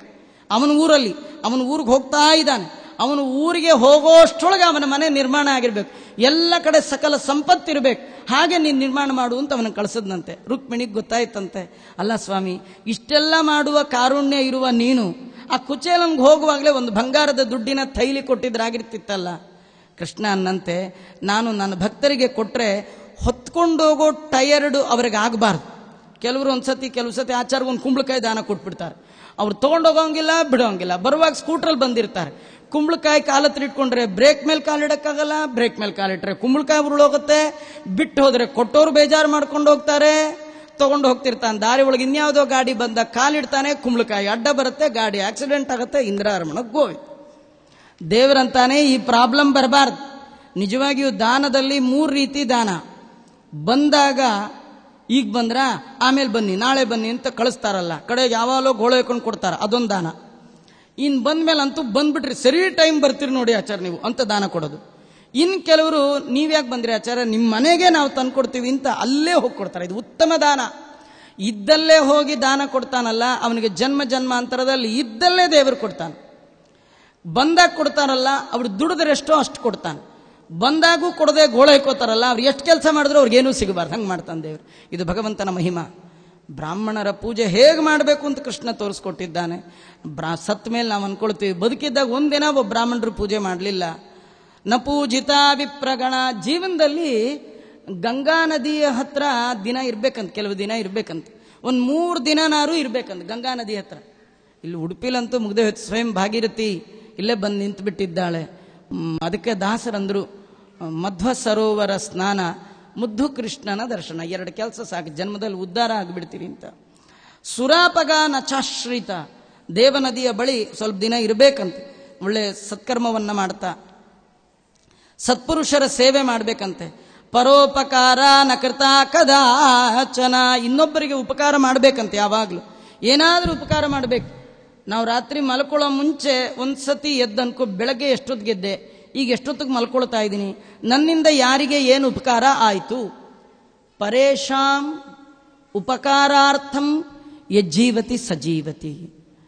ಎಲ್ಲರ ಬದುಕು ಬದುಕಲ್ಲ, ಯಾರ ಬದುಕು ಬದುಕು ಅಂದರೆ ಯಾರಿಂದ ಯಾರಿಗಾದರೂ ಏನಾದರೂ ಉಪಯೋಗ ಆಗಿದ್ರೆ ಅವತ್ತು ನೀವು ಬದುಕಿದ್ದು ಸಾರ್ಥಕ. ಜಲಾಶಯೋ ನೈವ ಕೃತೋ ಹಿ ನಿರ್ಜಲೆ ಮನುಷ್ಯ ಹೇತೋ ಪಶು ಪಕ್ಷಿ ಹೇತವೇ ಗೋವಿಪ್ರವೃತ್ಯರ್ಥಮಕಾರಿಣನ್ವಪಿ ದೇಹಿನ್ ಕ್ವಚಿನ್ ವಿಸ್ತರಯತ್ವಯಾ ಕೃತಂ. ಜಲಾಶಯ ಮಾಡಲೇ ಇಲ್ಲ, ಒಂದು ಬಾವಿ ಕೆರೆ ಕಟ್ಟಿಸ್ಬೇಕು. ಕಟ್ಟಿಸೋದಿರಲಿ, ನಿಮ್ಮ ಮನೇಲಿ ಬೋರ್ವೆಲ್ ಇದ್ರೆ ಯಾರು ನೀರು ಬರಲಿಲ್ಲ ಅಂತ ಹೇಳಿ ನೀರು ಹಿಡ್ಕೊಳಕ್ ಬಂದಾರು ಒಂದು ಬೀಗ ಹಾಕೊಂಡು ಹೋಗ್ದಿದ್ರೆ ಸಾಕು. ಯಾರು ಮಡಿಲ್ ಸ್ನಾನಕ್ಕೆ ಬಂದ್ರು ಸ್ವಲ್ಪ ನೀರು ಕೊಟ್ಬಿಟ್ರೆ ಸಾಕು, ನಿಮ್ಮ ಕೈಲಾದ ಉಪಕಾರ ಮಾಡಿಬಿಟ್ರೆ ಸಾಕಂತ. ಅದೂ ಮಾಡಲೇ ಇಲ್ಲ. ಗೋವುಗಳ ಬ್ರಾಹ್ಮಣರ ವೃತ್ತಿಯನ್ನ ಅಪಹಾರ ಮಾಡಿದೆ. ನ ನಿತ್ಯದಾನಂ. ನಿತ್ಯದಲ್ಲಿ ದಾನ ಮಾಡಬೇಕಿತ್ತು, ಏನು ಮಾಡಲ್ಲ ನಾವು. ನಿತ್ಯ ಏನು ದಾನ ಮಾಡೋದು? 1 ಹಿಡಿ ಅಕ್ಕಿ ತೆಗೆದಿಟ್ರೆ ಸಾಕತ್ತು. ಊಟ ಮಾಡುವ ಮುನ್ನ 1 ಹಿಡಿ ಅಕ್ಕಿ, ಅದು ನಾವಿಗೆ ಎಷ್ಟು ಬೇಕು ಅದರಲ್ಲಿ 1 ತುತ್ತು ಕಡಿಮೆನೇ ಊಟ ಮಾಡಬೇಕಂತ, ಏನು ತೊಂದರೆ ಇಲ್ಲ. ಈ ಹೊಟ್ಟೆ ಒಳಗೆ ದೊಡ್ಡ ಕರಳು ಚಿಕ್ಕ ಕರಳು ಇವೆಲ್ಲ ಮಿಷಿನ್. ನಾವು ತಿನ್ನೋ ಅನ್ನ ನೋಡಿ ಅವಕ್ಕೆ ಭಯ ಆಗಬಾರ್ದಂತ, ಅವು ಖುಷಿ ಪಡ್ಬೇಕಂತ. ಸ್ವಲ್ಪ ಇದೆ ಇವತ್ತು, ಡೈಜೆಷನ್ ಈಸಿ, ನಮ್ಗೆ ತುಂಬ ವರ್ಕ್ ಲೋಡ್ ಇಲ್ಲ ಅಂತ ಅವು ಖುಷಿ ಪಡ್ಬೇಕಂತ. ಇವನ್ ಲೋಡ್ ಮಾಡೋದು ನೋಡಿ ಅಯ್ಯೋ ಇಷ್ಟೊಂದು ವರ್ಕ ಅಂತ ಅವು ಮಾಡಿ ಮಾಡಿ ಸುಸ್ತಾಗಿ ಒಂದಿನ ಡೈಜೆಷನ್ ಮಾಡೋದೇ ನಿಲ್ಲಿಸ್ಬಿಡತ್ತೆ. ನಿಮ್ಮ ಫ್ಯಾಕ್ಟ್ರಿನೇ ಬಂದ್. ಒಂದು ಇಂಡೈಜೆಷನ್ ಅಂತ ಶುರುವಾಗ್ಬಿಟ್ರೆ ಎಲ್ಲ ರೋಗ ಬಂದ್ಬಿಡತ್ತೆ. ಹಾಗಾದ್ರೆ ನಾವು ಎಷ್ಟು ಆಹಾರ ಸ್ವೀಕಾರ ಮಾಡಬೇಕಂದ್ರೆ ನಮ್ಮ ಹೊಟ್ಟೆ ಒಳಗೆ ಅದನ್ನ ನೋಡಿ ಅವಕ್ಕೆ ಖುಷಿ ಆಗ್ಬೇಕು. ಇವತ್ತು ಸ್ವಲ್ಪ ಕೆಲಸ ಇದೆ, ನೀವು ಆಫೀಸ್ಗೆ ಹೋದ ತಕ್ಷಣ ದೊಡ್ಡ ಫೈಲ್ಗಳನ್ನ ಇಟ್ಬಿಟ್ಟಿದ್ರೆ ಸಾಕು ಅನ್ನಿಸ್ಬಿಡುತ್ತೆ. 1-2 ಫೈಲ್ ಇದ್ರೆ ಇಷ್ಟೇ ಇದೆ ಹೇಗೆ ಅನ್ಸತ್ತೆ. ಹಾಗೆ ನಾವು ಆಹಾರವನ್ನ ಎಷ್ಟು ನಮಗೆ ಬೇಕಿದೆಯೋ ಅದಕ್ಕಿಂತಲೂ 1 ತುತ್ತು ಕಡಿಮೆ ತಗೋಬೇಕೇ ವಿನಃ ಅಯ್ಯೋ ಇವತ್ತು ಅವ್ರ ಮನೆಗೆ ಹೋಗ್ಬಿಟ್ಟಿದ್ದೆ, ಅವ್ರು ಬಲವಂತ ಮಾಡಿ 6 ಸೌಟ್ ಪಾಯಸ ಹಾಕ್ಬಿಟ್ರು ಅಂತ ತಿಂದ್ರಿ ಗೋವಿಂದ. ವಿದುರ ತನ್ನ ನೀತಿಯಲ್ಲಿ ಹೇಳುವಾಗ ಸಾತ್ವಿಕ ಪದಾರ್ಥವು ಅತಿಯಾಗಿ ಆದರೆ ಆ ಪದಾರ್ಥವೇ ತಾಮಸ ಆಗತ್ತೆ. ಯದ್ಯಪಿ ಶಾವಿಗೆ ಪಾಯಸ ಇರಬಹುದು, ಅದು ದೇವರಿಗೆ ನೈವೇದ್ಯ ಆಗಿರಬಹುದು, ನಿಮಗಿಷ್ಟವೂ ಆಗಿರಬಹುದು. ನಿಮಗೆ ಒಂದು ಸೌಟ್ ತಿನ್ನೋ ಯೋಗ್ಯತೆ ಇದ್ರೆ 3ನೇ ಸೌಟ್ ಹಾಕ್ಸ್ಕೊಂಡ್ರೆ ಅದೇ ಪಾಯಸ ತಾಮಸ ಪಾಯಸ ಆಗುತ್ತೆ. ಆದ್ರಿಂದ ಅದನ್ನು ತಗೊಳ್ಳಿಕ್ಕಿಲ್ಲ. ನಮ್ಮ ಯೋಗ್ಯತೆ ಎಷ್ಟೋ ಅಷ್ಟೇ ತಗೊಳ್ಬೇಕೇ ವಿನಃ ಹೆಚ್ಚು ತಗೊಳ್ಬಾರ್ದು ಅಂತ. ನಗವಾನ್ಹಿಕಂ, ನಿತ್ಯದಲ್ಲಿ ಗೋ ಸೇವೆ ಮಾಡಬೇಕಂತ. ನಿತ್ಯದಲ್ಲಿ ಗೋ ಸೇವೆ. ಈಗ ಗೋವನ್ನೇ ಜೀವೋ ಗೋ ಮಾಡಿಬಿಟ್ಟಿದ್ವಿ. ನಮ್ಮನ್ನೇ ಒಂದು ಕಡೆ ಡೆಲ್ಲಿಲಿ ಹೋದಾಗ ಒಂದು ಕಡೆ ಅವ್ರು ಹೇಳಿದ್ರು, ಈ ಏರಿಯಾದಲ್ಲಿ ಗೋವು ಬರೋ ಹಾಗಿಲ್ಲ ಅಂತ. ಯಾಕಂದ್ರೆ VIP ರೋಡ್ ಅಂತ, ಅಲ್ಲಿ ಗೋವುಗಳೆಲ್ಲ ಗೋವುಗಳೇ ಬರೋ ಹಾಗಿಲ್ಲ ಅಂತ. ಇನ್ನು ಸೇವೆ ಮಾಡೋದೇನು ಬಂತು? ಪ್ರತಿನಿತ್ಯ ಗೋವಿನ ಸೇವೆ ಮಾಡಬೇಕಂತ. ವೇದಶಾಸ್ತ್ರ ವಚ ಪ್ರಮಾಣಿತಂ, ವೇದಶಾಸ್ತ್ರ ವಚನವನ್ನ ಪ್ರಮಾಣ ಅಂತ ತಿಳ್ಕೊಳ್ಬೇಕಂತೆ. ಶ್ರುತಂ ಪುರಾಣಂ ನಚ ಪೂಜಿತೋಗ್ನೋ ದೇಹಿನ್, ನಿತ್ಯದಲ್ಲಿ ಪುರಾಣ ಶ್ರವಣ ಮಾಡಬೇಕಿತ್ತು, ಮಾಡಲೇ ಇಲ್ಲ. ಸತ್ತವಳು ಹೆಣ್ಣಾದರೆ ಅವಳು ಅಂದ್ಕೊಳ್ತಾಳಂತೆ, ಭರ್ತೃಂ ಮಯಾ ನೈವ ಕೃತಂ ಹಿತಂ ವಚಃ ಪತಿವ್ರತಂ ನೈವ ಕದಾಪಿ ಪಾಲಿತಂ. ಪಾತಿವ್ರತ್ಯವನ್ನ ಕಾಪಾಡಲೇ ಇಲ್ಲ, ಗಂಡನ ಮಾತು ಎಂದೂ ಕೇಳಲಿಲ್ಲ, ಎಂದು ಗೌರವವನ್ನು ಕೊಡಲಿಲ್ಲ. ನ ಧರ್ಮ ಬುದ್ಧ್ಯಾಪತಿರೇವ ಸೇವಿತೋ. ಎಷ್ಟೋ ಜನ ಪಾಪ ಗಂಡಂದ್ರನ್ನ ಸೇವೆ ಮಾಡ್ತಾರೆ, ಆದರೆ ಧರ್ಮ ಬುದ್ಧಿಯಿಂದ ಮಾಡಬೇಕು. ಧರ್ಮ ಬುದ್ಧಿ ಅಂದ್ರೆ ಒಳಗೆ ಭಗವಂತ ಇದ್ದಾನೆ, ಪತ್ಯಂತರ್ಗತ ಪರಮಾತ್ಮ ಅಂತ ಚಿಂತನೆ ಮಾಡಬೇಕೇ ವಿನ ಅಯ್ಯೋ ಇವು ಮಾಡದೇ ಇದ್ರೆ ಬಿಡ್ತಾರನ್ರಿ, ಕೊಡ್ತಾರಲ್ಲ ನೋಡ್ಕೊಳ್ತಾರೆ, ಮಾಡ್ಲಿಕ್ಕೆ ನಮ್ಮ ಹಣೆ ಬರ ಕಟ್ಕೊಂಡಿದೀವಿ, ಹೀಗೇನೋ ಮಾಡಿದ್ರಿ ಅದೇನು ಪ್ರಯೋಜನ ಇಲ್ಲ. ವೈಧವ್ಯ ಮಾಸಾಧ್ಯ ತಪೋನ ಸೇವಿತಂ, ವೈಧವ್ಯ ಬಂದಾಗ ಏನೆಲ್ಲ ತಪಸ್ ಮಾಡಬೇಕಿತ್ತು ಮಾಡಲೇ ಇಲ್ಲ. ಮಾಸೋಪವಾಸೈ ನ ವಿಶೋಷಿತಂ ಮಯ ಚಾಂದ್ರಾಯಣೈರ್ವಾ ನಿಯಮೈ ಸವಿಸ್ತರೈ. ಏನೆಲ್ಲ ವ್ರತಗಳನ್ನು ಹೇಳಿದ್ದಾರೆ, ಒಂದು ವ್ರತ ಮಾಡಲೇ ಇಲ್ಲ. ದಾಸರು ಹೇಳ್ತಾರೆ ಅನೇಕ ವ್ರತಗಳು, ಚಾಂದ್ರಾಯಣ, ಕೃಚ್ಛ್ರ, ಭೀಷ್ಮ ಪಂಚಕ, ವಿಷ್ಣು ಪಂಚಕ, ಶ್ರವಣ, ಕೇವಲ ಶ್ರವಣ, ಎಲ್ಲ ಅನೇಕ ವ್ರತಗಳಿದೆ. ಅಖಂಡ ವ್ರತ ಯಾವುದು ಮಾಡೋಕ್ಕಾಗಲ್ವಾ? ಹಾಗಾದ್ರೆ ಒಂದು ವ್ರತ ಮಾಡಿ ಅಂತಾರೆ. ಯಾವುದು? ಸಕಲ ವ್ರತಗಳು ಏಕಾದಶಿಯ ಹಿಂದೆ. ನ ಭೋಕ್ತವ್ಯಂ ಸಂಪ್ರಾಪ್ತೆ ಹರಿವಾಸರೆ. ಒಂದೇ ಒಂದು ವ್ರತ ಮಾಡ್ರಪ್ಪ, ಮಾಸೋಪವಾಸ. ತಿಂಗಳಿಗೆ ಶುಕ್ಲ ಪಕ್ಷದ್ದು ಕೃಷ್ಣ ಪಕ್ಷದ್ದು. ಮಾಸಾವೈ ಪಕ್ಷಾಹ. ಮಾಸೋಪವಾಸ ಅಂದ್ರೆ ಪಕ್ಷಕ್ಕೊಂದು ಉಪವಾಸ. ಶುಕ್ಲ ಪಕ್ಷದ ಏಕಾದಶಿ, ಕೃಷ್ಣ ಪಕ್ಷದ ಏಕಾದಶಿ. ಏಕಾದಶಿ ಮಾಡಿಬಿಟ್ರೆ ಸಾಕಂತ. ಕೆಲವರು ಅಂತಾರೆ ಈ ಉಪವಾಸದಲ್ಲಿ 3 ಉಪವಾಸ, ಅದು ಕಟ್ಟುಪಾಸ, ಕಟ್ನಿಟ್ಟುಪಾಸ, ನಿಟ್ಟುಪಾಸ ಅಂತ. ಕಟ್ಟುಪಾಸ ಅಂದ್ರೆ ಉಪವಾಸ ಕಟ್ ಕಟ್ ಕಟ್ ಆಗ್ತಾ ಇರುತ್ತದು. ನಿಟ್ಟುಪವಾಸ ಅಂದ್ರೆ ಅದು ನೀಟಾಗಿ ಹೊಡೆದೇ ಬಿಡ್ತಾರೆ, ಚೆನ್ನಾಗಿ ತಿಂದೇ ಬಿಟ್ಟಿರ್ತಾವೆ, ಏನು ಗೊತ್ತೇ ಆಗಲ್ಲ. 3-4 ಸತಿ ಫಲಾರ್ ಗಿಳಾರ್ ಮಾಡಿ ಹೊಟ್ಟೆ ತುಂಬ, ಕೆಲವು ಸತಿ ಊಟಕ್ಕಿಂತೂ ಫಲಾರ್ವೇ ಜಾಸ್ತಿ ಆಗ್ಬಿಟ್ಟಿರುತ್ತೆ. ಇನ್ನು ಕಟ್ನಿಟ್ಟವ್ರು ಏನೂ ತಗೊಳ್ಳೋಲ್ಲ, ನಿಶ್ಚಕ್ರ ಅಂತ ಬೇರೆ ಅಂತಾರದು. ಇನ್ನು ಕೆಲವರು ಇವತ್ತೊಂದು ಲೋಟ ಕಾಫಿ ಮೇಲಿದ್ದೀನಿ ಆಚಾರ್ಯ ಅಂತಾರೆ, ಅದ್ರ ಮೇಲಿದಾರಂತ. ಆಗ ನಿನ್ನೂ ಅಲ್ಲಿ ಕರ್ಕೊಂಡು ಹೋಗ್ತಾರೆ, ನಡಿಯಪ್ಪ ಅದ್ರ ಮೇಲೆ ಎಲ್ಲ ಯಾವುದೋ ಮೇಲೆ ಅಂತ. ಒಂದು ತೊಟ್ಟು ನೀರನ್ನು ತಗೊಳ್ಳೋ ಹಾಗಿಲ್ಲ. ಉಪವಾಸ ಅಂದರೆ ಬರೀ ಉಪವಾಸ ಇರೋದು ಅಂತನೂ ಅರ್ಥ ಅಲ್ಲ. ಉಪಸಮೀಪೇ ವಾಸ, ಭಗವಂತನ ಸಮೀಪದಲ್ಲಿ ವಾಸ ಮಾಡಬೇಕು. ಭಗವಂತನ ಸಮೀಪ ವಾಸ ಮಾಡೋದು ಅಂದ್ರೆ ದೇವರ ಎದುರು ಕೂತ್ಕೊಂಡು ಅಲ್ಲೇ ಒಂದಷ್ಟು ಉಂಡೆ ಗಿಂಡೆ ಇಟ್ಕೊಂಡು ತಿಂತಾ ಇರೋದು ಅಂತನೂ ಅರ್ಥ ಅಲ್ಲ. ಉಪಸಮೀಪೇ ವಾಸ ಅಂದ್ರೆ ನಮ್ಮ ಸಮೀಪದಲ್ಲಿ ಭಗವಂತನ ಪ್ರಜ್ಞೆ ಇರಬೇಕು, ಭಗವಂತನ ಚಿಂತನೆ ಮಾಡೋದೇ ನಿಜವಾದ ಉಪವಾಸ. ಆ ಉಪವಾಸವನ್ನು ಮಾಡಬೇಕು. ಅದನ್ನೂ ಮಾಡಲಿಲ್ಲ. ಯಾಕೆ ಮಾಡಬೇಕು ಅಂದರೆ ಈ ದೇಹವನ್ನ ದೇವರಿಗಾಗಿ ಸವಿಸ್ಬೇಕಂತೆ. ನಾವು ಯಾರ್ಯಾರಿಗೂ ಸವಿಸ್ತೀವಿ, ದೇವರಿಗಾಗಿ ಸವಿಸಲ್ಲ. ನಮ್ಮ ದೇಹ ಕಡ್ಡಿ ಕಾಷ್ಟ ಅಂತ, ತುಳಸಿ ಕಾಷ್ಟ ಅದ ಪವಿತ್ರವಾಗಬೇಕಂತ. ನಾವು ತಿಂದು ಸತ್ತ ಮೇಲೂ ಹೊತ್ಕೊಂಡು ಹೋಗೋರು ಬೈಕೋಬೇಕು. ಅದಕ್ಕೆ ಯಾರು ಹೊತ್ಕೊಂಡೇ ಹೋಗಲ್ಲ ಬಿಡಿ, ಹಾಗೆ ದಬ್ಬಿಡ್ತಾರೆ ಹೋಗಂತೇಳಿ ಯಾವ್ದ್ರ ಮೇಲೆ ಸ್ಟ್ರೆಚರ್ಲ ಕಳಿಸೇ ಬಿಡ್ತಾರೆ. ಕೆಲವರು ಏನೋ ಪಾಪ ಹೋಗ್ಲಿ ಹೊತ್ಕೊಂಡು ಹೋಗಿರ್ತಾರೆ, 3-4 ದಿನ ರೆಸ್ಟ್ ತಗೋಬೇಕು. ಅಯ್ಯೋ ಹೊತ್ಕೊಂಡು ಹೋಗ್ಬಿಟ್ಟೆ ಅಂತ. ಹಾಗಾಗಬಾರ್ದು. ಹೊತ್ಕೊಂಡು ಅವನಿಗೆ ಹೊತ್ತ ಬಾರವೇ ಗೊತ್ತಾಗಬಾರ್ದು ಅಂತಾರೆ ನೋಡಿ. ಹೆಣಬಾರ ಅಂತ, ಆರ್ಡಿನರಿ ಹೆಣವೇ ಭಾರ. ಇವನು ಬದುಕಿದ್ದಾಗ್ಲೂ ಭಾರ, ಹೋದ ಮೇಲೂ ಭಾರ, ಇದ್ದಾಗ್ಲೂ ಭಾರ, ಭೂಮಿಗೆ ಭಾರ, ಅನ್ನಕ್ಕೆ ದಂಡ ಅಂತ ದೇವರು ಕರ್ಕೊಂಡ್ಬಿಟ್ಟಿರ್ತಾನೆ. ಅದರಿಂದ ನಾರಿ ಶರೀರಂ ಬಹು ದುಃಖ ಭಾಜನಂ ಲಬ್ಧಂ ಮಯಾ ಪೂರ್ವಕೃತೈ ವಿಕರ್ಮ ಬಿಹಿ. ಈ ಹೆಣ್ಣಿನ ಶರೀರವೇ ಅತ್ಯಂತ ದುಃಖಕ್ಕೆ ಕಾರಣೀಭೂತವಾದದ್ದು.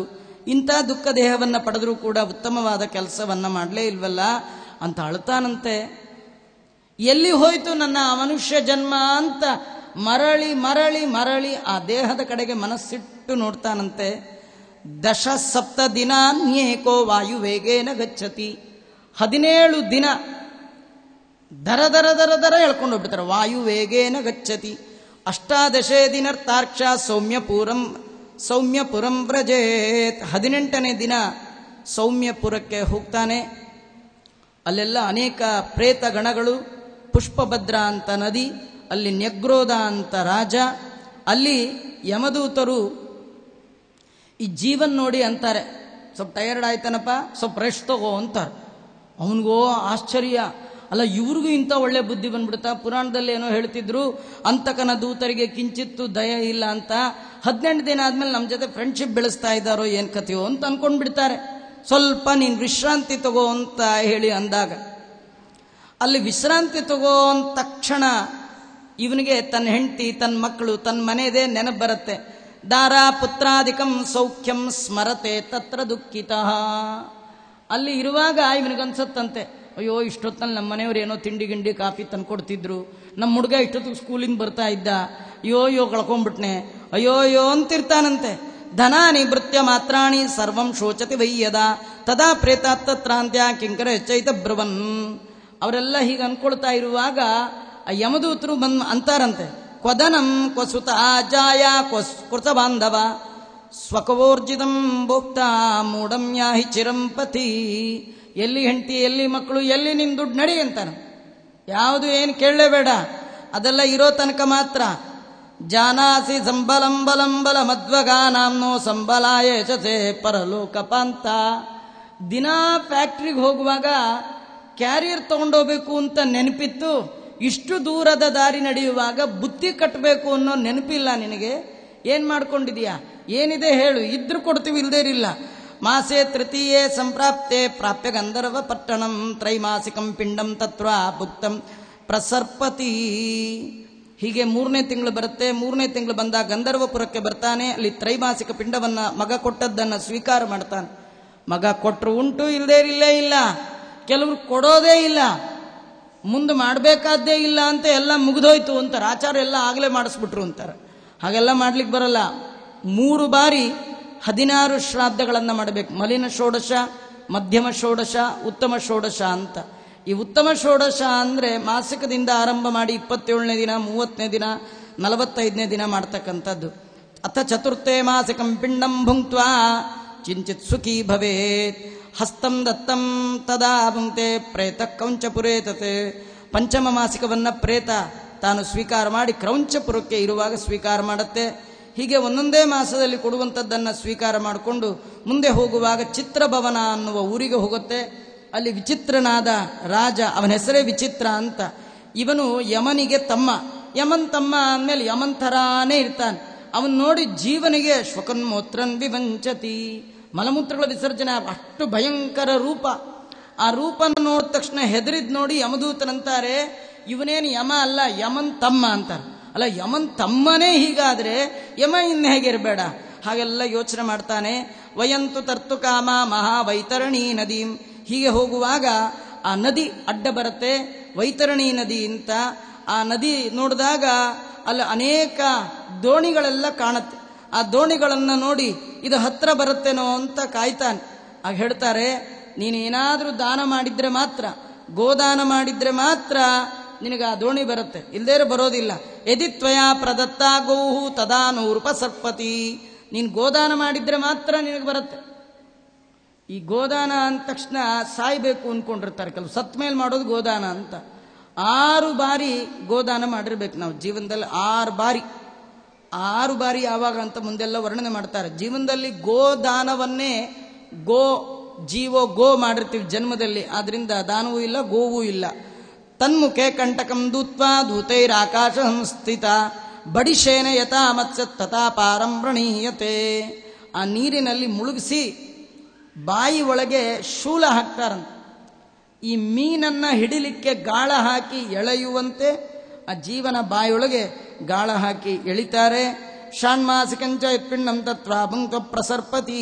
6ನೇ ಮಾಸಿಕದ ಪಿಂಡವನ್ನು ತಿನ್ಕೊಂಡು ಅವನ ಮುಂದೆ ಹೋಗ್ತಾನೆ. ಆ ಪಟ್ಟಣದಲ್ಲಿ ಎಲ್ಲೆಲ್ಲಿ ಹೋದರೂ ಸುಖ ಅನ್ನೋದಿಲ್ಲ. 11 ತಿಂಗಳು ಪೂರ್ಣ ಆಗೋ ಕಾಲಕ್ಕೆ ರೌದ್ರಪುರ ಅಂತ ಅಲ್ಲಿ ಹೋಗ್ತಾನೆ. ಅಲ್ಲಿಂದ ಆ ಪ್ರೇತಕ್ಕೆ ದುಃಖದಾಯಕವಾದ ನೀರಿನ ಮಳೆ ಅಲ್ಲಿ ಆಗತಕ್ಕಂಥದ್ದು. ಹೀಗೆಲ್ಲ ಹೇಳುವಾಗ ಧರ್ಮರಾಜಪುರೇ ಸಂತಿ ಚತುರ್ದ್ವಾರಾಣಿ ಕೇಚರ. ಧರ್ಮರಾಜನ ಪಟ್ಟಣದಲ್ಲಿ 4 ಬಾಗಿಲಿದೆಯಂತೆ.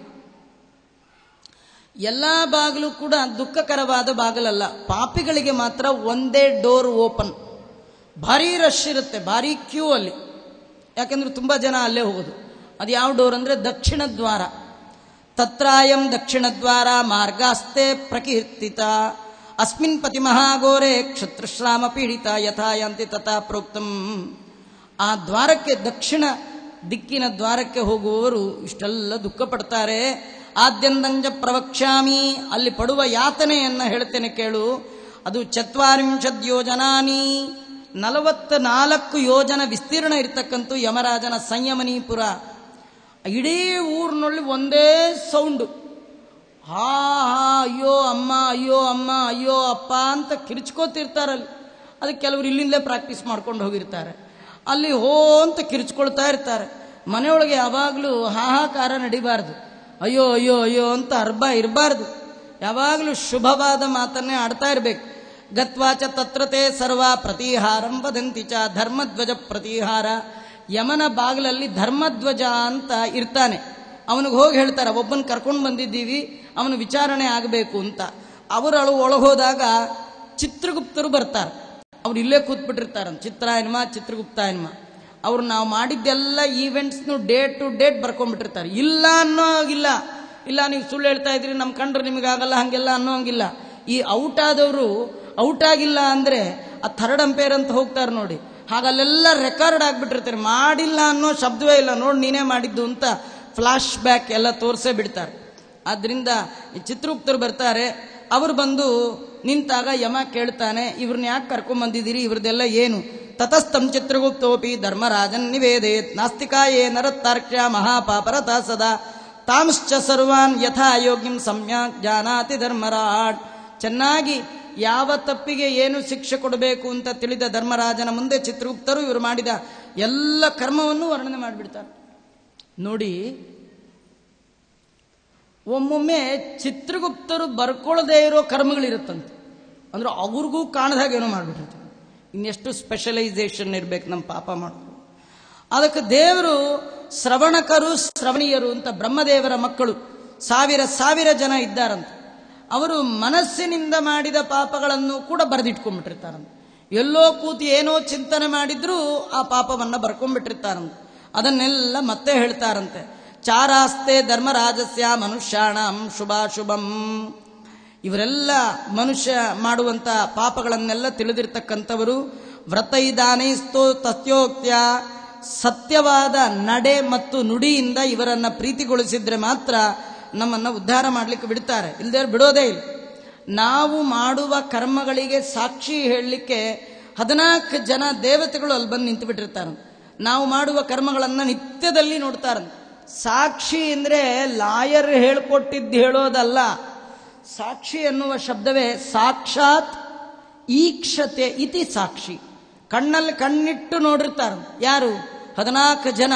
ಆದಿತ್ಯ ಚಂದ್ರೋ ನಿಲೋ ನಲಶ್ಚ ದ್ಯೋರ್ಭೂಮಿರಾಪೋ ಹೃದಯಂ ಯಮಶ್ಚ ಅಹಶ್ಚ ರಾತ್ರಿಶ್ಚ ಉಭೇಚ ಸಂಧೆ ಧರ್ಮಶ್ಚ ಜಾನಾತಿ ನರಸ್ಯ ವೃತ್ತಂ. ಮನುಷ್ಯ ಮಾಡುವ ಸಕಲ ಕರ್ಮಗಳನ್ನು ಚಂದ್ರ, ಸೂರ್ಯ, ಗಾಳಿ, ಅಗ್ನಿ, ಆಕಾಶ, ಭೂಮಿ, ನೀರು, ಆಕಾಶ ಮತ್ತೆ ನಕ್ಷತ್ರ, ಅಂತರಾತ್ಮ, ಅಹಂಕಾರ ಇವರೆಲ್ಲರಿಗಿಂತೂ ಹೆಚ್ಚಾಗಿ ಭಗವಂತ ಸಾಕ್ಷಿ ಚೇತ ಕೇವಲೋ ನಿರ್ಗುಣಶ್ಚ. ಒಳಕೂತು ನಾವು ಮಾಡುವ ಎಲ್ಲ ಕರ್ಮವನ್ನು ನೋಡಿರ್ತಾನೆ. ಯಾರಿಗಾದರೂ ಇಲ್ಲ ಅನ್ಬೋದು, ದೇವರ ಮುಂದೆ ಇಲ್ಲ ಅನ್ನುವ ಹಾಗಿಲ್ಲೇ ಇಲ್ಲ. ಪಾಪಿಷ್ಟಾಸ್ತೆ ಪ್ರಪಶ್ಯಂತಿ ಯಮರೂಪಂ ಭಯಂಕರಂ. ಇವನು ಪಾಪಿ ಅಂತ ಕನ್ಫರ್ಮ್ ಆದ ತಕ್ಷಣ ಯಮ ತನ್ನ ಒರಿಜಿನಲ್ ರೂಪ ತೋರಿಸ್ತಾನಂತೆ. ಆ ರೂಪ ಹೇಗಿರುತ್ತೆ ಅಂತ ಹೇಳ್ತಾರೆ. ದಂಡಹಸ್ತಂ ಮಹಾಕಾಯಂ ಮಹಿಷೋಪರಿ ಸಂಸ್ಥಿತಂ. ದಂಡಹಸ್ತಂ ಮಹಾಕಾಯಂ ಮಹಿಷೋಪರಿ ಸಂಸ್ಥಿತಂ. ಪ್ರಲಯ ನಿರ್ಘೋಷಂ ಕಜ್ಜಲಾಚಲ ಸನ್ನಿಭಂ. ಕಪ್ಪಗಿರ್ತಾನಂತೆ ಯಮ. ಕಪ್ಪಂದ್ರೆ ಎಷ್ಟು ಕಪ್ಪು? ಕಜ್ಜಲ ಅಂದ್ರೆ ಕಾಡಿಗೆ, ಕಣ್ಣಿಗೆ ಹಚ್ಚುವ ಕಪ್ಪು ಯಾವ ಬಣ್ಣ ಆ ಬಣ್ಣ ಅಂತೆ. ಎಷ್ಟು ಎತ್ತರ ಇರ್ತಾನೆ? ಯೋಜನ ತ್ರಯ ವಿಸ್ತಾರಂ, 3 ಯೋಜನ ಎತ್ತರ ಇರ್ತಾನೆ. 3 ಯೋಜನ 36 ಕಿಲೋಮೀಟರ್ ಹೈಟ್. ದಂಷ್ಟ್ರ ಕರಾಳ ವದನಂ ರಕ್ತಾಕ್ಷಂ ದೀರ್ಘನಾಸಿಕಂ, ಉದ್ದನೆಯ ಮೂಗು. ವಾಪಿ ತುಲ್ಯ ವಿಲೋಜ್, ಬಾವಿ ಇದ್ದಾಗಿರುತ್ತೆ ಅವನ ಕಣ್ಣು. ದಂಷ್ಟ್ರ ಕರಾಲ ವದನಂ ಮೃತ್ಯುಜ್ವರಾದಿವಿರ್ಯುಕ್ತ, ಮೃತ್ಯು ಮತ್ತೆ ಜ್ವರ, ಅಧಿದೇವತಾ ಪ್ರತ್ಯಧಿದೇವತಾ ಅವನಿಗೆ.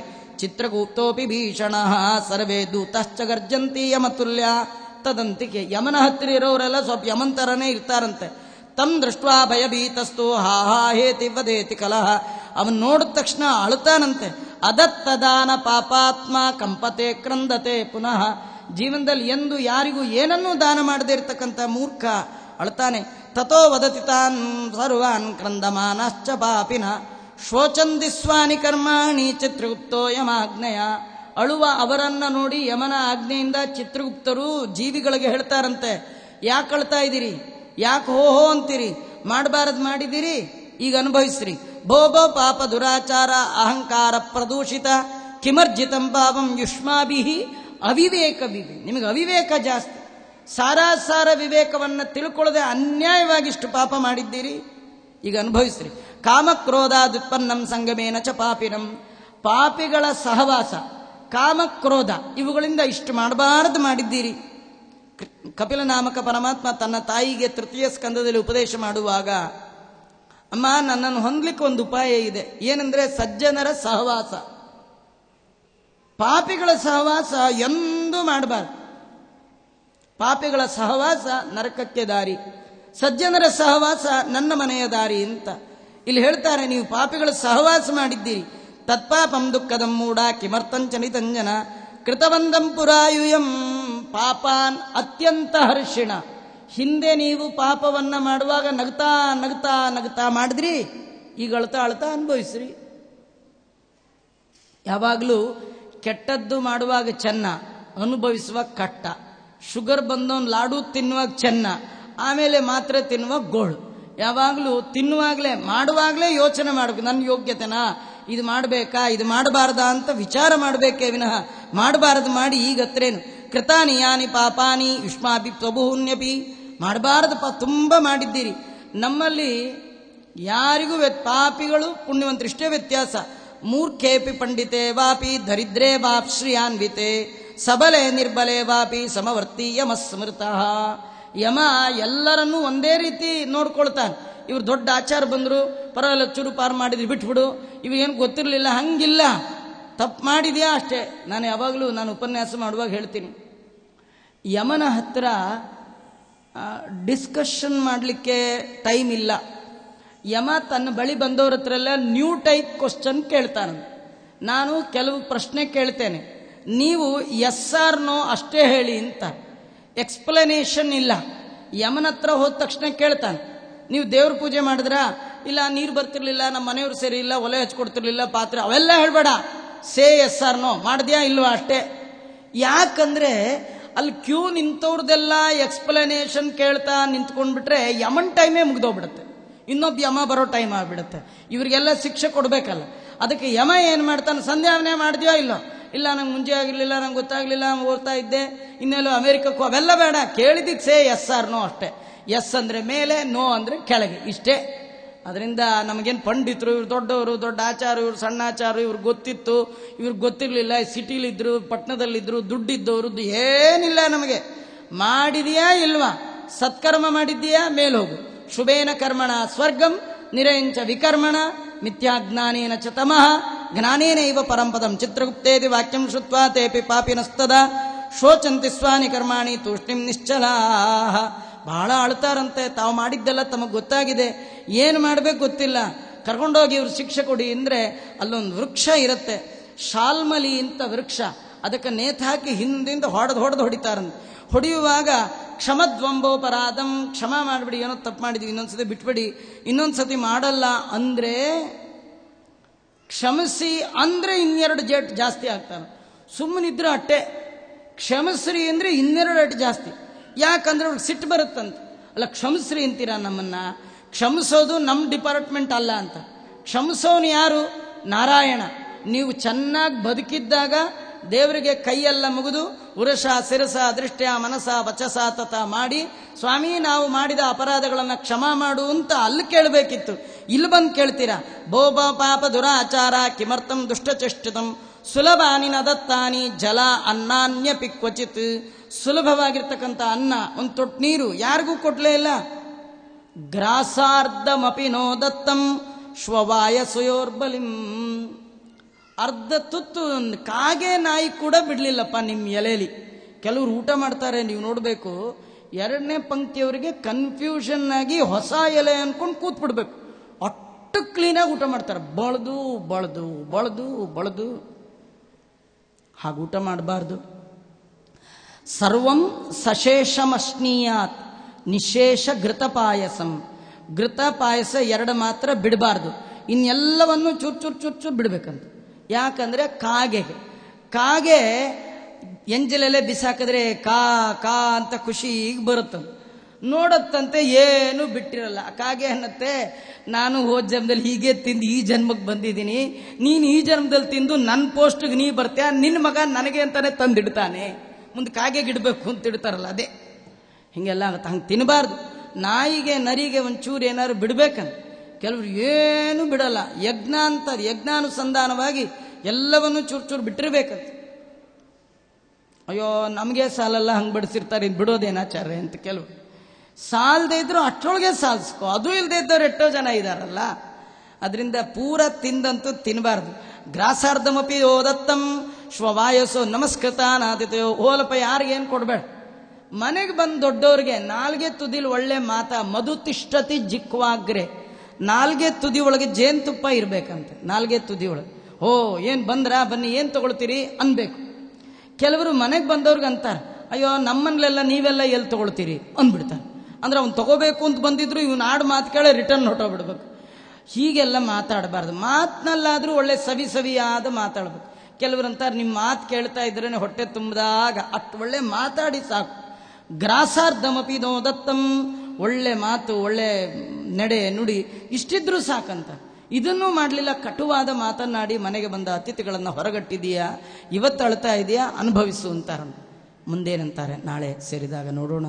ಶ್ರೀಕೃಷ್ಣ ಅರ್ಪಣಮಸ್ತು. ಸರ್ವೇಂದ್ರಿಯ ಪ್ರೇರಕೇಣ ಶ್ರೀ ಪ್ರಾಣಪತಿನೇರಿತ ಯದವೋಚ ಮಹಂತೇನ ಪ್ರಿಯತಾಂ ಕಮಲಾಲಯ ಮಧ್ವೇಶಾರ್ಪಣಮಸ್ತು. ಕೃಷ್ಣಾರ್ಪಣಮಸ್ತು. ಇಲ್ಲಿವರೆಗೆ ಗರುಡ ಪುರಾಣದ ಅನೇಕ ವಿಷಯಗಳನ್ನು ತಿಳಿಸಿರುವಂತಹ ಆಚಾರ್ಯರಿಗೆ ಶ್ರೀಮಠದವರಾಗಿ ಧನ್ಯವಾದ ಹೇಳ್ತಾ, ಎಲ್ಲ ಶ್ರೋತೃಂದಕ್ಕೂ ಧನ್ಯವಾದ ಹೇಳ್ತಾ ಈ ಧಾರ್ಮಿಕ ಪ್ರವಚನ ಕಾರ್ಯಕ್ರಮಕ್ಕೆ ಮಂಗಲವನ್ನು ಹೇಳ್ತೇವೆ. ಶ್ರೀಕೃಷ್ಣ ಅರ್ಪಣಮಸ್ತು.